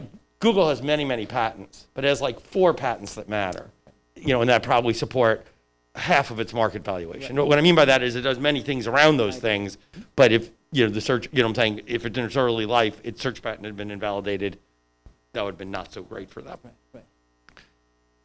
And so I guess what I'm trying to formulate here is, it seems to me that there should be a very distinctive set of predictions that relate the skewed distribution of outcomes, and particularly its extreme skew, to the impact of size itself. And so let me just start there, and then just raise one possibility, which is I would have thought that that among basically mid-sized public firms versus big firms, it is more possible that those big firms, to John's point, are drawn both for absorptive capacity reasons, capability reasons, resources infrastructure reasons. They can make the big bet that lead to that very large outcome. And you think of the old Bell Labs, or even Facebook making on Meta today. Maybe that's wrong, but you got to admit it's a big bet, right?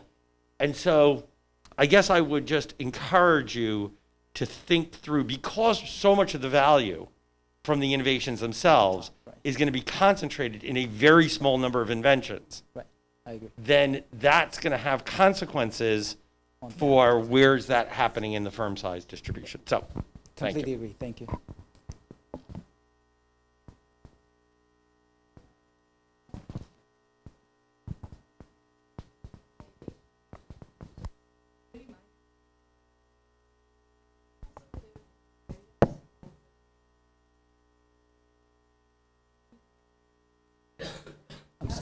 So it's a kind of two outliers there, right? So I think you already tested, but is it possible that the variance could drive your results, maybe or not? Yeah, so I think that's the point Ah, that yes, some of yeah. these people, that's something that, I'll go back and consider further, right? So that was one of the reasons, that's one of the reasons that we try to look at the top. And then we also have other tests that eliminate all the lower quality inventions, which large firms can't afford to create, inventions that are very low quality, and they don't get cited. But then goes back to the point that John made, using citation for quality might not be the ideal thing. So measuring quality was one of the things that we struggled with a lot, because just conceptually, what is quality was something that got us thinking quite a bit. And then measuring that with citation was another thing that we struggled with, but we were not able to find a better measure of quality at this point. So it's a proxy measure. But we try to look at the variance, at the top and then lower by eliminating all the zero-sided patents or lower 10%, which would most certainly come from large firms, more likely than small firms, right? Because small firms cannot afford to have junk patents to survive. So the results are consistent, but certainly I will consider the variance, further and see what the implications might be. Yes, okay, it's final question from John, quickly. Very quickly, what do you Right. That's not value So and not novelty, exactly, right? exactly. So what is it that you're thinking you're going to try and measure, so- however you measure it? Yeah, so the quality we're thinking about is it's value measured. So if we go back to the older literature and Hall paper, they look at it as social value. Is the value, it's like the potential value that an invention has, that induces further innovation. So that's the quality that we conceptualize as. And then the private value is the amount of value that firms extract from it. Whatever is remaining might be exploited by follow-on inventions that are building on that or using the knowledge from it. So that's the type of quality that we're talking about when we talk about quality. Present our paper in this great conference, especially for 10th anniversary of AIEA-NBER. So today I'm going to present my paper, the trade-off between academic patenting and academic publication. So my co-author is Chaeyeon Kim and Hyun Kim. Hyun is here with us today, maybe the other room. Yes, and as you see, this is an early stage project, so we are still developing this paper. So any of your comments will be highly appreciated and helpful. So I start this project because I got email every week about the encouraging patents in KAIST. So and the kind of successful initiative of commercialization. Now, whenever I saw that email, I think about what is the signal for me, right? The non-patenting guy. So that's why I started this paper. And then commercialization of university research has been well accepted practice in academic institutions.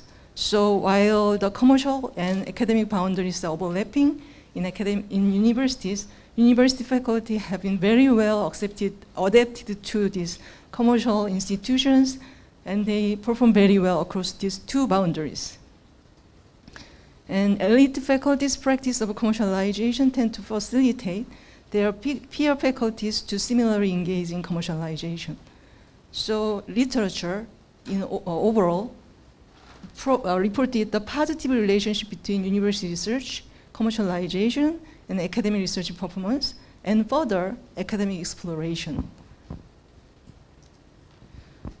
However, there have been concerns regarding the trade-off, because individual faculty commitment to commercialization may consume their time and effort that could be otherwise dedicated to academic research. So here, we know less about if the positive effect is a long run and how their socially influenced peers are affected. So we examine whether trade-offs appear over time and across peer faculty.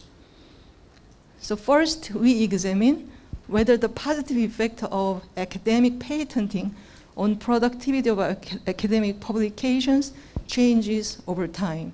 So academic research usually requires a long-term pursuit. So faculties diverted attention to commercialization, maybe not resilient back to academic interests. So if so, the influence of this commercialization, patenting, may not be captured as a snapshot, so the trade-off may not appear in the near future. And then we examine whether the patenting initiatives influence the academic research of peer faculty in the same department. And then we examine whether there is changes in the nature of academic research after patenting. So universities and academic institutions that fundamentally explore the frontier of knowledge and original discoveries. So we examine this point from the standpoint of the similarity, research similarity, and original topics of publications. So our empirical setting is KAIST faculty. We use a panel data covering the full population of tenure track faculty at KAIST from 2000 to 2018. So we use the event of patent filing as the measure of commercialization initiatives. And preliminary result preview shows that the patenting faculty increased the productivity of academic research. That is well consistent with extant literature. We know that, right? However, the effect changed direction to reduce productivity over time. And patenting affects peer faculty to reduce their academic productivity. And this reducing effect become insignificant over time.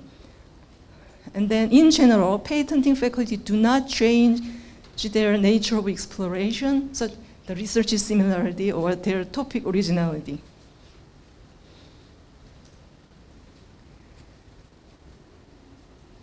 So literature argued that academic patenting has a positive effect on productivity of academic research because this commercialization provides a new research opportunity through industry exposure, and the commercializing faculty can gain the support from industry and also learn new sources of skills and materials from industry. However, the commercial logic directs faculty's choice of project to commercial interests. So given that the commercial institution is a strong and ongoing trend in academia, faculty's shift of their attention maybe not quickly back to the academic focus. So for example, even after licensing, industry still needs the faculty's inputs in completing their commercialization. So if this attention shift does not facilitate quickly enough, we may overvalue the positive effect in the near future while ignoring the attenuation of the positive effect in the long-term future. From the perspective of a social influence, when peer faculty observe other faculty file patents, they become more likely to engage in similar practice. They want to do that, right?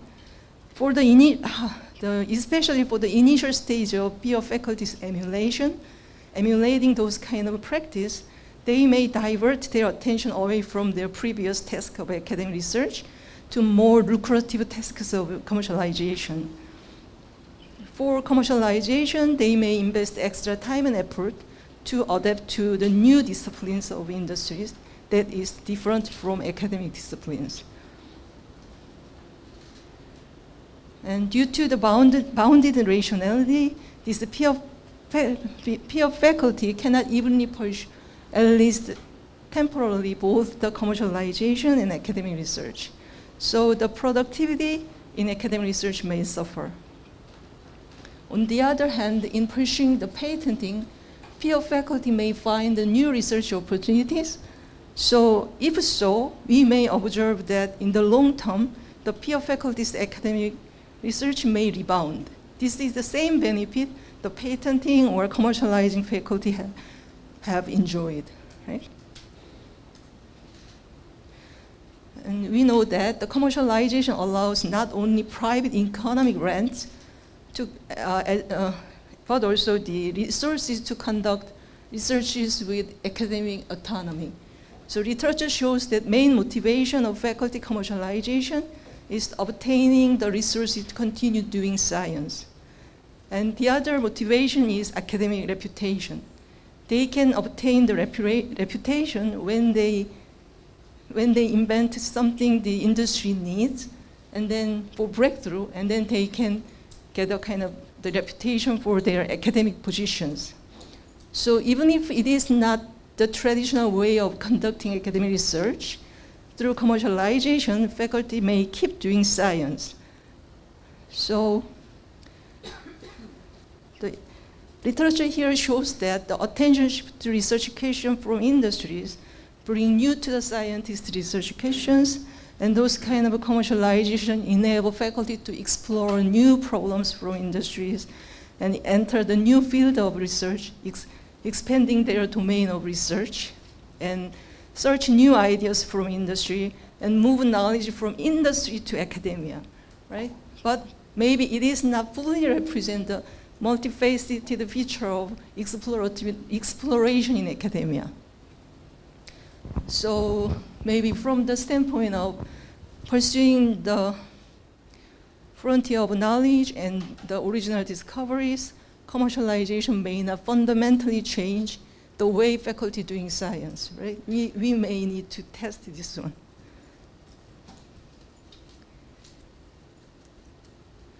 So here we examine the tenure-track faculty at KAIST affiliated with the colleges of natural science and engineering. So including 3 colleges and 19 departments or schools.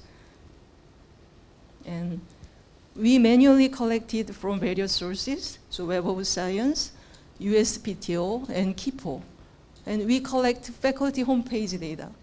Also, we collect the KAIST Research Information Management System and Korean researcher information to verify and match each data.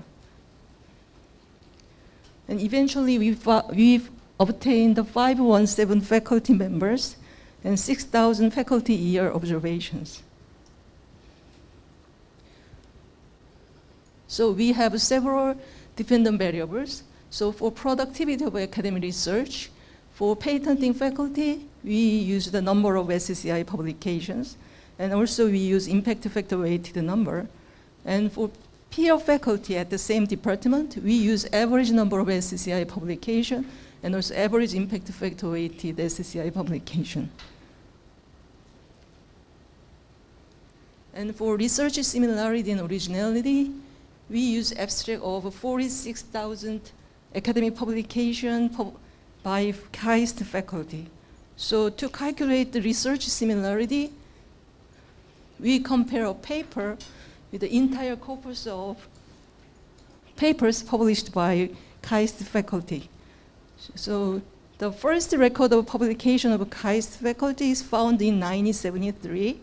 We compare a paper with each paper published between 1973 and a year before this focal faculty's paper's publication. And using TF-IDF, we build the word of the vector of words for each abstract. And then we calculate the cosine similarity of each pair of papers, 2 papers. And for topic originality, we use topic modeling, LDA algorithm, and we obtain 2,000 novel topics, original topics, in KAIST publications. And then we count the number of original topics introduced by each faculty and each year. So that's the topic originality. And for independent variable, we use post-patenting period. So we collect 7,000 patents, 1,000 from USPTO and 6,000 from KIPO. And then this mask, I'm sorry. We construct a dummy variable that assigning value 1 for the faculty member I's post-patenting period. And for each patenting faculty and department peer faculty, we control for past average value corresponding to each dependent variable. So in our empirical models, we have different dependent variables. Right? And then we also include the year since PhD degree. And then year and individual faculty fixed effects. This is the basic descriptive statistics, and then we find that there is no significant high correlation between our variables. And we use CEM, and then we match faculty with any experience of patent initiation with faculty with no experience of patent initiation. And then in the year prior to patent initiation, we sort all the faculty observations in our sample into strata. And each strata has identical values for all control variables. This is CEM balance diagnostics, and then this shows that after matching, the treated and controlled group has no significant differences. And for each dependent variable, we need to run different CEM.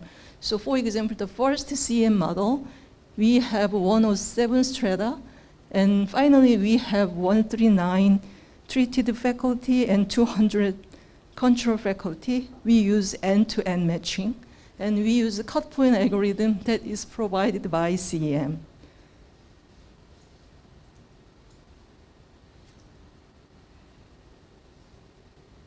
And with the sample matched by CEM, we run this empirical model using the different dependent variable for patenting faculty's productivity and patent faculty's research nature and peer faculty's productivity and peer faculty's research nature. So result shows that after patenting, the patenting faculty increase their productivity and there is no change in the nature of their research. For the productivity is very well consistent with literature. And to show there is any superior spread trend, we plot the coefficient of each year dummy in our empirical model, and we find there is no significant pre-trend. And then for department peers academic research, in the first column shows that department patent increase their patent filing when they, after the focal faculty's patent filing. However, they decrease their productivity for SSCI publication.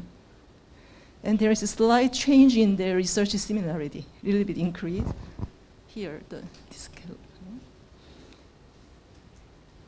And then there is no strong pre-trend here using, yes. And then finally, to examine the overtime changes of effect of patenting, we try alternative CM matching.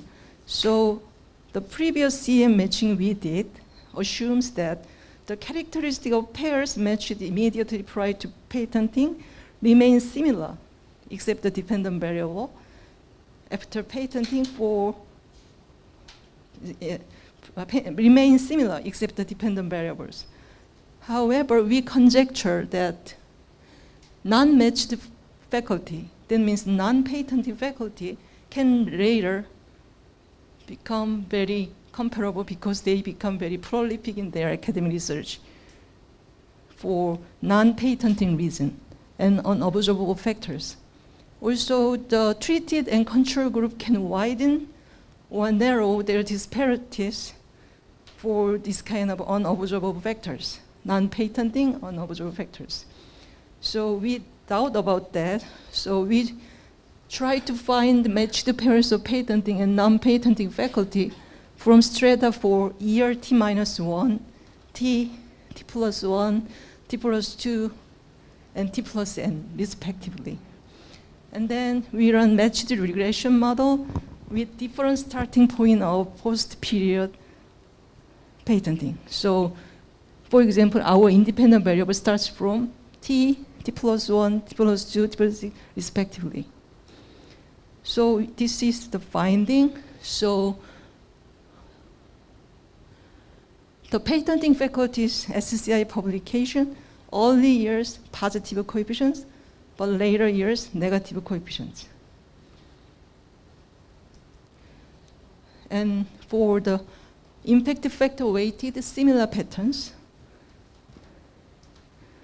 and research similarity, no change. Topic originality, no change. And academic department peers patent application increasing the early years. And their research productivity, SCI publications, no change. However, impact factor weighted SCI publication, for year T plus 1, T plus 2, it has negative coefficients here. And research similarity, slight increase in early year, but later it decreased. And then no change for their topic originality. So we try to control the effect of other type of commercialization, such as patent licensing and venture establishment, or other type of funded research projects, and including this kind of control variables do not change the result. And coefficient of these control variables is also insignificant. And also we use alternative number of topics, the original topics, and we compare only within 5-year time window publications. So our preliminary conclusion shows that there could be trade-off over time between academic patenting and academic research. Also, the social influence of commercialization may lead to changes in the productivity at the academic community level. And patenting faculty do not maintain over time their increasing academic performance stimulated by this commercialization. Also, there could be a subtle mismatch between the patenting faculty and peer faculty in embracing these commercial institutions. So peer faculty emulate the practice of commercialization, but not the increasing pattern of their academic research performance. Thank you very much. Great. Thank you so much. Thanks, Hyun-Ju, for the great presentation. Thanks for the opportunity to be the discussant. And it's always very nice to be here. So this is a paper that has a lot of KAIST in it. Like all of the faculty here are KAIST. And I have a very funny comment that I'll make, which is I don't think there's enough KAIST in the paper. And the thing that, one of the things that I'll ask for is more KAIST. So the other thing that I've tried to think through, there's so much in this paper. There's so much to like about what the paper has done. The data gathering is more heroic than Hyun-Ju has expressed. It's extremely hard to get these data, and you've gathered these data for a 20-year period, perhaps the most glorious 20-year period in the glorious 50-year history of KAIST. And I've been trying to think through, there's so much in the data, what the parts are that I find most exciting. And so I'll highlight the role of KAIST, I'll highlight trying to get more information about KAIST, and the piece that I'll seize on to a slightly greater degree than others are the spillover effects. Because I think that's really particularly new about this project, is the ability to look at how the departments change, how the behavior of the individuals in the departments change. Most of the work in this context is done in the US, and this is a particularly new and interesting context, and because you know these folks, you can go to lunch with these folks, you can learn about the department level changes. You mentioned that a lot of the reason that you were interested in this project is that KAIST has been pushing people to patent, and so that may have been done differently in different colleges and in different departments in different ways, and that may allow you to understand some of the spillovers. If you read the paper, you'll see that the paper is incredibly data intensive, and I believe that you understand everything about the data, and then to link the understanding of the data to the understanding of the processes that generate the data is, I think, the part that's a useful place to go forward. So that sort of summarizes everything that that I'll say, hopefully more eloquently than I'll end up saying it. So in a discussion on any paper that looks at academic patenting and publication, it's kind of obligatory to mention Bob Langer. We were talking about Bob Langer yesterday, sort of the classic example of the academic who does both academic research and then creates, dozens of companies and lots of patents, and has a real system for doing it. So he's a classic case of someone who has figured out how to do academic research, how to generate academic outputs, who are individuals who write papers, but who can also start companies. And it seems as if that's sort of the goal here at KAIST, and it's a goal that's being successfully achieved at KAIST. Right? So KAIST for many years has been highly innovative, but it's been ranked as the world's 6th most innovative university for 2 consecutive years as of 2017, according to, I think this was a Forbes ranking. So this is a wonderful context in which to study academic patenting and academic publications. So just to review, there's 3 things that the paper is attempting to investigate. It's asking whether the commercialization of publications changes in productivity over time. And one thing I'll note here is that the term productivity, our interpretation of that will vary based on what we consider as the denominator. So if we're thinking of years, we may end up with higher or lower productivity, but when we're thinking about academics who are both commercializing and doing academic research, if we think about the denominator in terms of the number of hours that they spend on academic research, that may yield a different interpretation.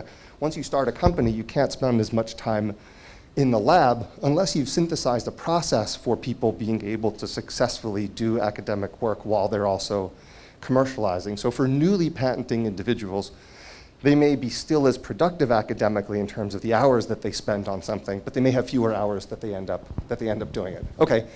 The next question is, do commercial initiatives have within-department peer spillover effects? And I find that particularly interesting. I think that there's been a bunch of work done on what happens to the productivity or the production or the output of people who do academic research once they start commercializing.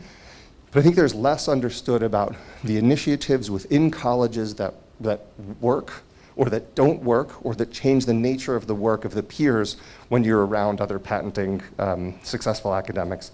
And then the other question is, does the commercialization change the direction of academic research? So this could be 3 papers, maybe this will be 3 papers.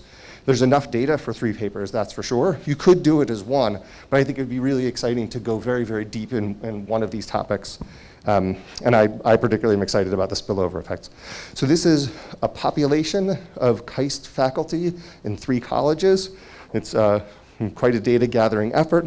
There's an exciting topic modeling initiative here. I always have a tough time understanding how to interpret distance in idea space, particularly because keywords and words map in ways that are not completely clear to me across various disciplines, but it's still an innovative and exciting thing to do. So findings, number 1, there's a boost in publications initially, though with a reverse over time is one of the key findings about the impact of patenting on long-term publications. There's no significant change for the patenting faculty in their similarity or originality. The second set of findings looks at the impact on same department peers. You see a short-term decline in publications by same department faculty.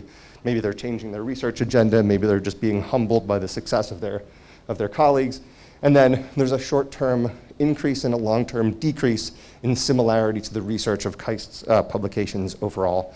The faculty data are really quite a treasure, which is why I believe there's multiple projects that can be done with these data. I'm sure you also think there's multiple projects and that the students in the other room are working on them, even as they're listening right now. Gathering these data has been really hard to do. It's pretty clear, but there's a couple of really exciting things in here, which are the data on not just patents and publications, which is what we often get in these studies, but also data on research projects, conference presentations, on licensed technology, on books, exhibition, and awards. And I don't think these are things that are studied as intensively as in other work in this area as you're able to do here. You take care of names issues. It's really very carefully done. It's excellent data collection. there's a commercialization in an understudied context, an extremely exciting and important research institution. And it documents both what happens to the faculty who patent and to their colleagues within their department. The analysis is well done, it's transparent, you describe everything that you're doing, there's an infinite number of robustness checks. I'll skip across these quibbles, those aren't things we need to talk much about. But I think one thing that's worth distinguishing as you go forward in the work is to look at the differences between people, if you're looking at the average patent that they get versus really important patents, or people who are gathering lots of patents. And so I think there's a difference between someone who's just going to dabble in a project that's going to lead to a patent versus someone who has created a laboratory that's a sort of facility for manufacturing patents versus someone who's got some great discovery around which they're going to be able to build. And so I think distinguishing those three types, there may be more types of patent success for faculty, is a worthwhile thing to do. I also think it's interesting to think about within the departments, whether what you get is the people who have been there for a while change their behavior in response to Wanjun getting a patent. So now everyone within IPSI needs a patent as well. Or whether the response is in the department to say, let's just hire new people who are going to do the patenting. And that would speak to an institutional shift that could either be effective or ineffective, but I think it's worth thinking through those differences. I mentioned the point about production versus productivity, so I don't think I need to say that. I think you can leverage a bunch about these detailed data that you haven't yet spoken to too much, like how books are affected. And then I'm also curious about whether you can leverage data on funding to get a sense of true productivity in the laboratory and whether the lab sizes change. So you can imagine one of the things that departments have done is that the department gets together or the college gets together and says, we need to patent more. That's what's the mission from above. And so we're going to completely change the way our department works in order to achieve closer connections to industry. And then you begin working on projects with industry that can drive some of these effects. So I'm also curious about what are these underlying mechanisms, particularly in the context of the spillovers. And then I highlighted this before. You can get a deeper understanding if you combine this with the qualitative data. And I think that the stories, sort of evocative, exciting examples, are one of the things that will help be very convincing in combination with the data analysis. So I'd like to see more, more information on KAIST. So going forward, I think that the key things I would be interested in are digging out the nuggets of novelty in the paper, leveraging what you know about KAIST and about the decisions at the college level and at the department level that might help explain what you're seeing. I'm particularly interested in the focus on within department spillovers and the changes in direction that the colleagues make of those who begin to do the patenting. So I'd recommend framing around spillover effects and around the KAIST context. I'd downplay the results that replicate the things that we've seen in other contexts. And then I think you can, so one other thing that I'll say we can do, and then I'll shift the focus of attention to Matt Marks to talk about how to do this, is that you've mainly looked at whether folks patent or whether they don't. But you can also measure whether they move more closely to commercialization in their research by working on more applied topics. And that's, I think, one of the interesting spillover things to replicate. So I'm teeing up comments from Matt on that. But overall, it's a terrific project, very well done. Thank you very much for the opportunity to discuss it. I hope I stayed within my time limit. And in any case, I'll stop talking now.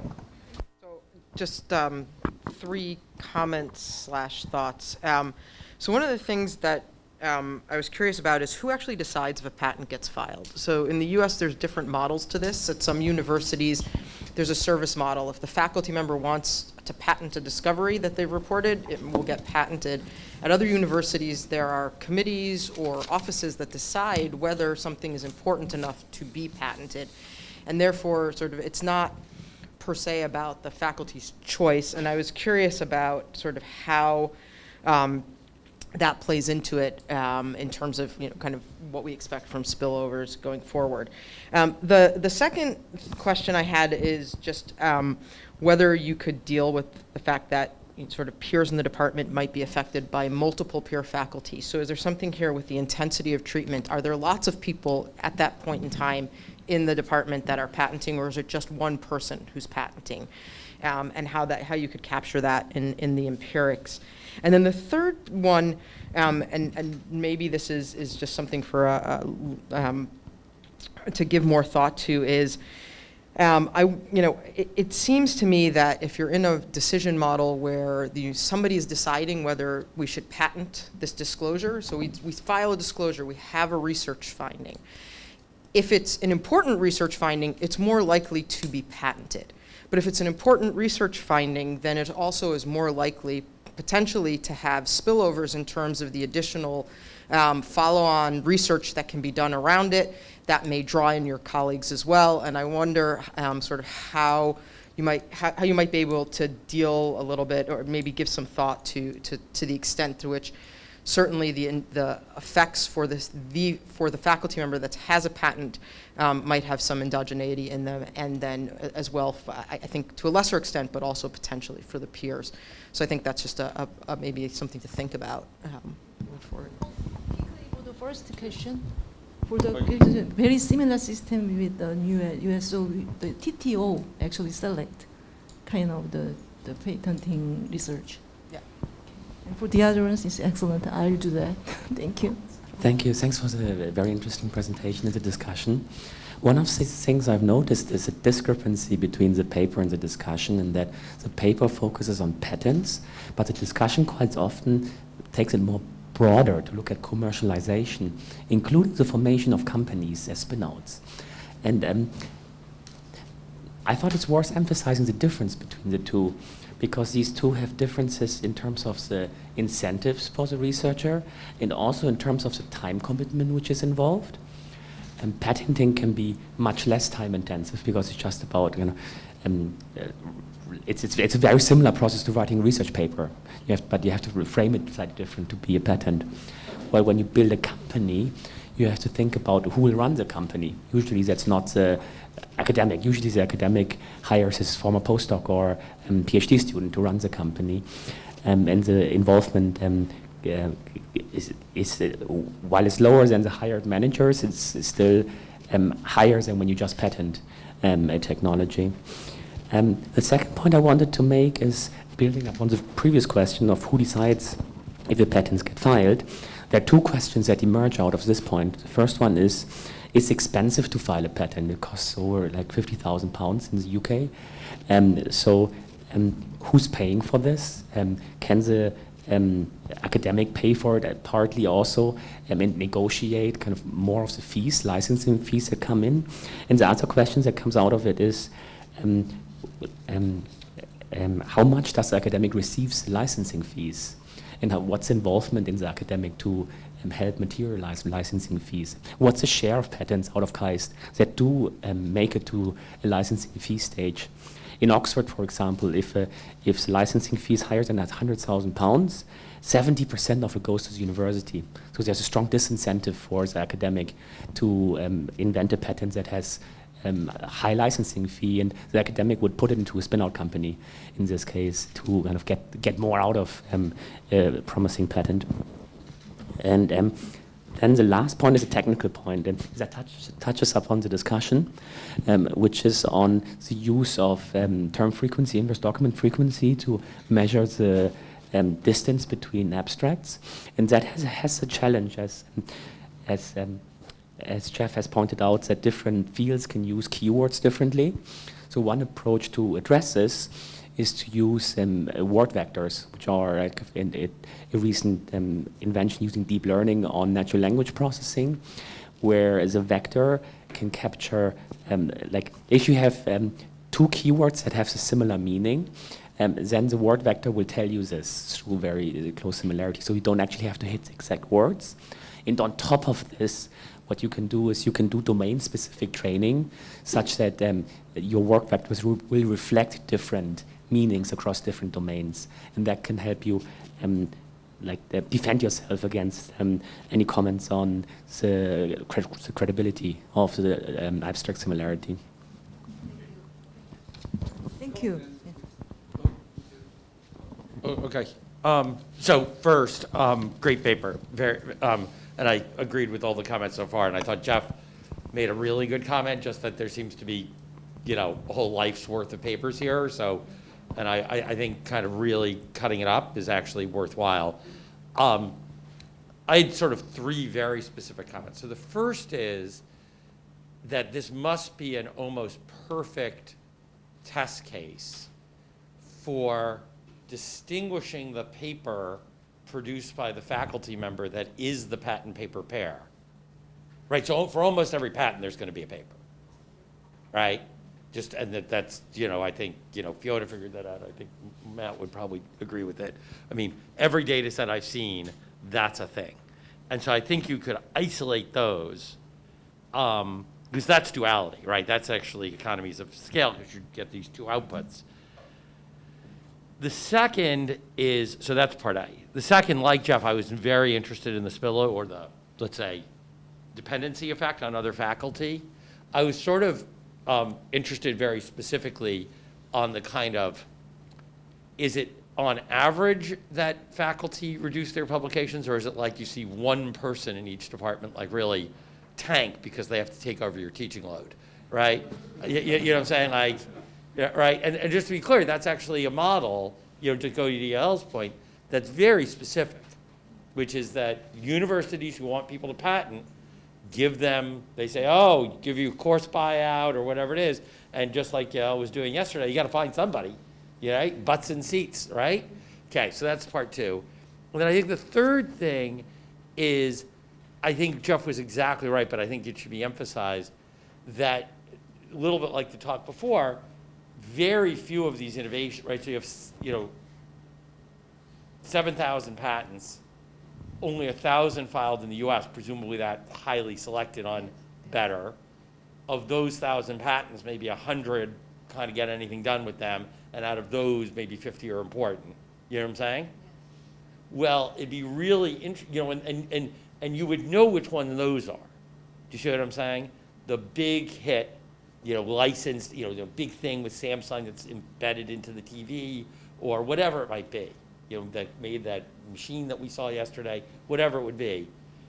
And so I think that because, so just, and I'm sorry to go on for so long, but I think in particular what you worry about is that these are sort of base hit and they're diversionary and they're screwing over other people in the department versus, you know, to be honest, I mean, I think most faculty at MIT, including myself, would say, I probably would be happy to teach Bob Wanger's course now that we got, you know, the Moderna vaccine, so hooray for that, right? So you see what I'm saying? So looking at that skew, I think, is extremely important and valuable. Sorry to go on. Thank you.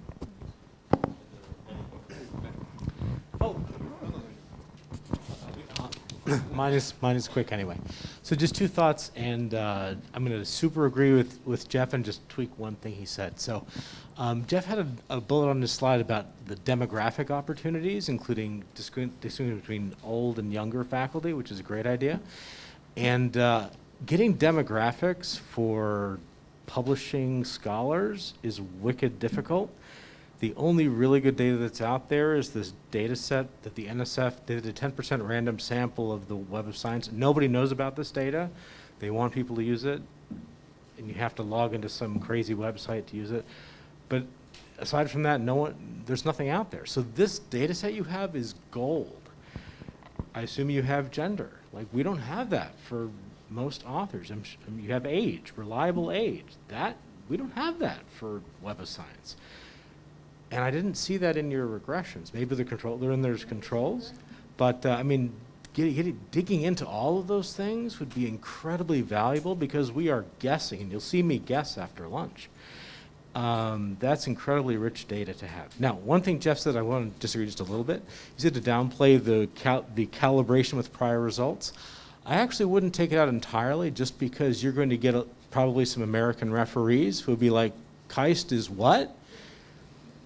And shame on them, because Jeff's right. Put in bold letters, you know, one of the most productive universities, just to calibrate with prior results, just so that the referee too won't say, well, this isn't MIT, so how can it be true?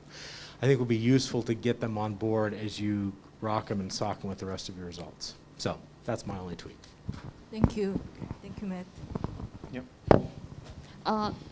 Hanju, this is a very interesting paper. I really enjoy seeing it from your presentation.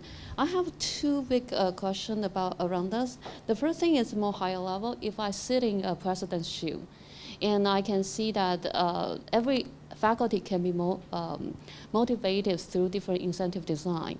So from your research, what exactly should I encourage my faculty members to do? Especially that those projects usually bring resources, right? And if they have commercialization, there could be a licensing fee come to universities. So should I trade off my faculty members' short-term or long-term publication against with the profitability that resources can bring in from that patenting faculty? So I think that's an incentive design and a more higher level issues that probably help you to frame this research to convince people that this is really important for universities as well as for academics as well. Our second question is more on the detail level in terms of me in a faculty member's shoe. Should I do more on patenting issues or not? Especially, you find out that after I engage in patenting activities, my short-term productivity increase, but my long-term, my added expense of my long-term productivity. So that I have this idea in terms of I'm already in my mid-career of academic career. So sometimes we slow down for finding a good topic to really work on that also of spending our time in that kind of topic. So the publication number doesn't mean that the quality of the publication goes down. It could be more selective. It could mean that our focus is shifting. It could also mean that you are stepping up for a more academic role, like an admin role in that case. So how exactly this nuances is going on? I think you have a good data to dig further so that we will know better which route people are going and how those time really change people's behavior in patenting. Thank you very much. Thank you, Hsiao-Hui. So actually, we are trying to find those kind of data, but as you expected, the university is very stubborn about opening their data. So, but we will try. Thank you.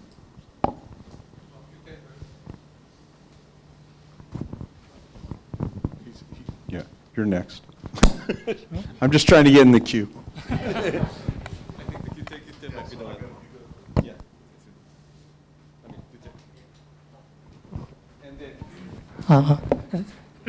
Thank you for the presentation, and this reminds me of my survey I've done as a member of the graduate student at KAIST, but because it reminds me that the students are saying that if lab has a great idea, that idea can be turned into either patterns or the paper.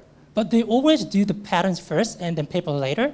Because is that if they present the paper or they publish a paper, they can be considered as prior art, then they're not able to file the patterns. So they always choose the pattern first and then use that idea again to publish the paper. And then there is extensions and the minor ideas. Then you try to publish further using that ideas. So that's why I guess see that kind of patterns, that after they file a patent, there are a boost of the publications because they're using their ideas, making publications, and then when they're done with the ideas, they try to find ideas to build another publications or the patterns. So that's why you might observe that kind of things. So that's one comment. Thank you. Thank you, Nami. I try to find a way to rule out those kind of alternative explanation. Thank you. Yeah. I also had just several questions about your paper. I mean, first of all, it was really great, and then we have discussed each other, but I didn't know that you have put lots of efforts like this. But yeah, let me just tell you just a couple of parts. First of all, because the Matthias already mentioned. Yeah, I think use word to back will be the. May show a kind of a better result. More precisely, one of the reasons is that because in your paper you said that you selected 2,000 keywords, but we may not know what the 2,000 keywords actually refer to. First of all, one of the reason that I'm saying is that the keywords might not properly represent actually the core of the research. So we need to see what these 2,000 words actually show that. So so in that sense, I think word to back can be better. But one of the reasons that I also show my concern to use word to back is that you use U.S. PTO data, also Korean patent database. When you use word to back, the problem is that we have to train our machine learning data set. So in that sense, in English data, yeah, we have actually very good data to be trained. But for Koreans, we have actually a couple of sets that we can use. But I'm not sure whether these two training data set will give the similar actually the result or not. So that is actually one of my concerns. So in case if you want to use the word to back style or we can use but even, but in that, whatever you use, you need to think about the kind of language difference between the two. And then the second issue is that you were talking about the productivity. As you know, all the professors are really stressful to increase the kind of productivity in South Korea nowadays. Yeah, but let's just think about a little bit just differently because one of your key dependent variable is the productivity. But as you know that when you just see the lifetime of the professorship, when you, once you get a tenure, the number of productivity, the number of papers can reduce. So I think that we need to include whether the patent and the papers were successful when he or she was in assistant level or associate level or full professor level. As one of the scholars already mentioned, that we need to put some kinds of we need to put some kinds of demographic variables into the analysis, and then I think we better just see what happens, and then one of the key dependent variable is also similarity. Yes, let's similarity and originality, and what I'm thinking at this moment is that you're talking about some kind of spillover effect within the department, but we need to think whether that originality may lead the department to kind of productivity or not. Because that is a really original or unique concept that were developed within the department at KAIST. And that concept can be very popular, and make departments, faculty members in department kind of follow that kind of papers. And then final part is a kind of a commercialized, the concept of commercialization.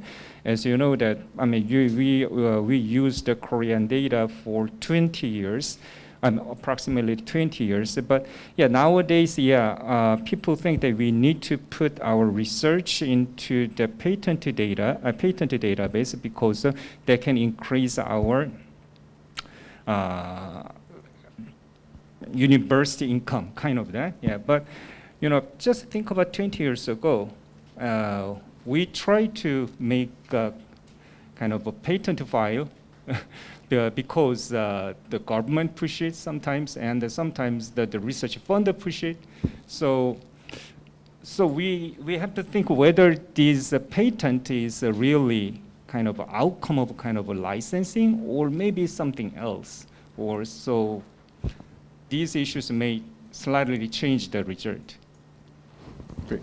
Thank you for comments. And so briefly, for your language concern, so for this paper, we only use the academic papers abstract currently.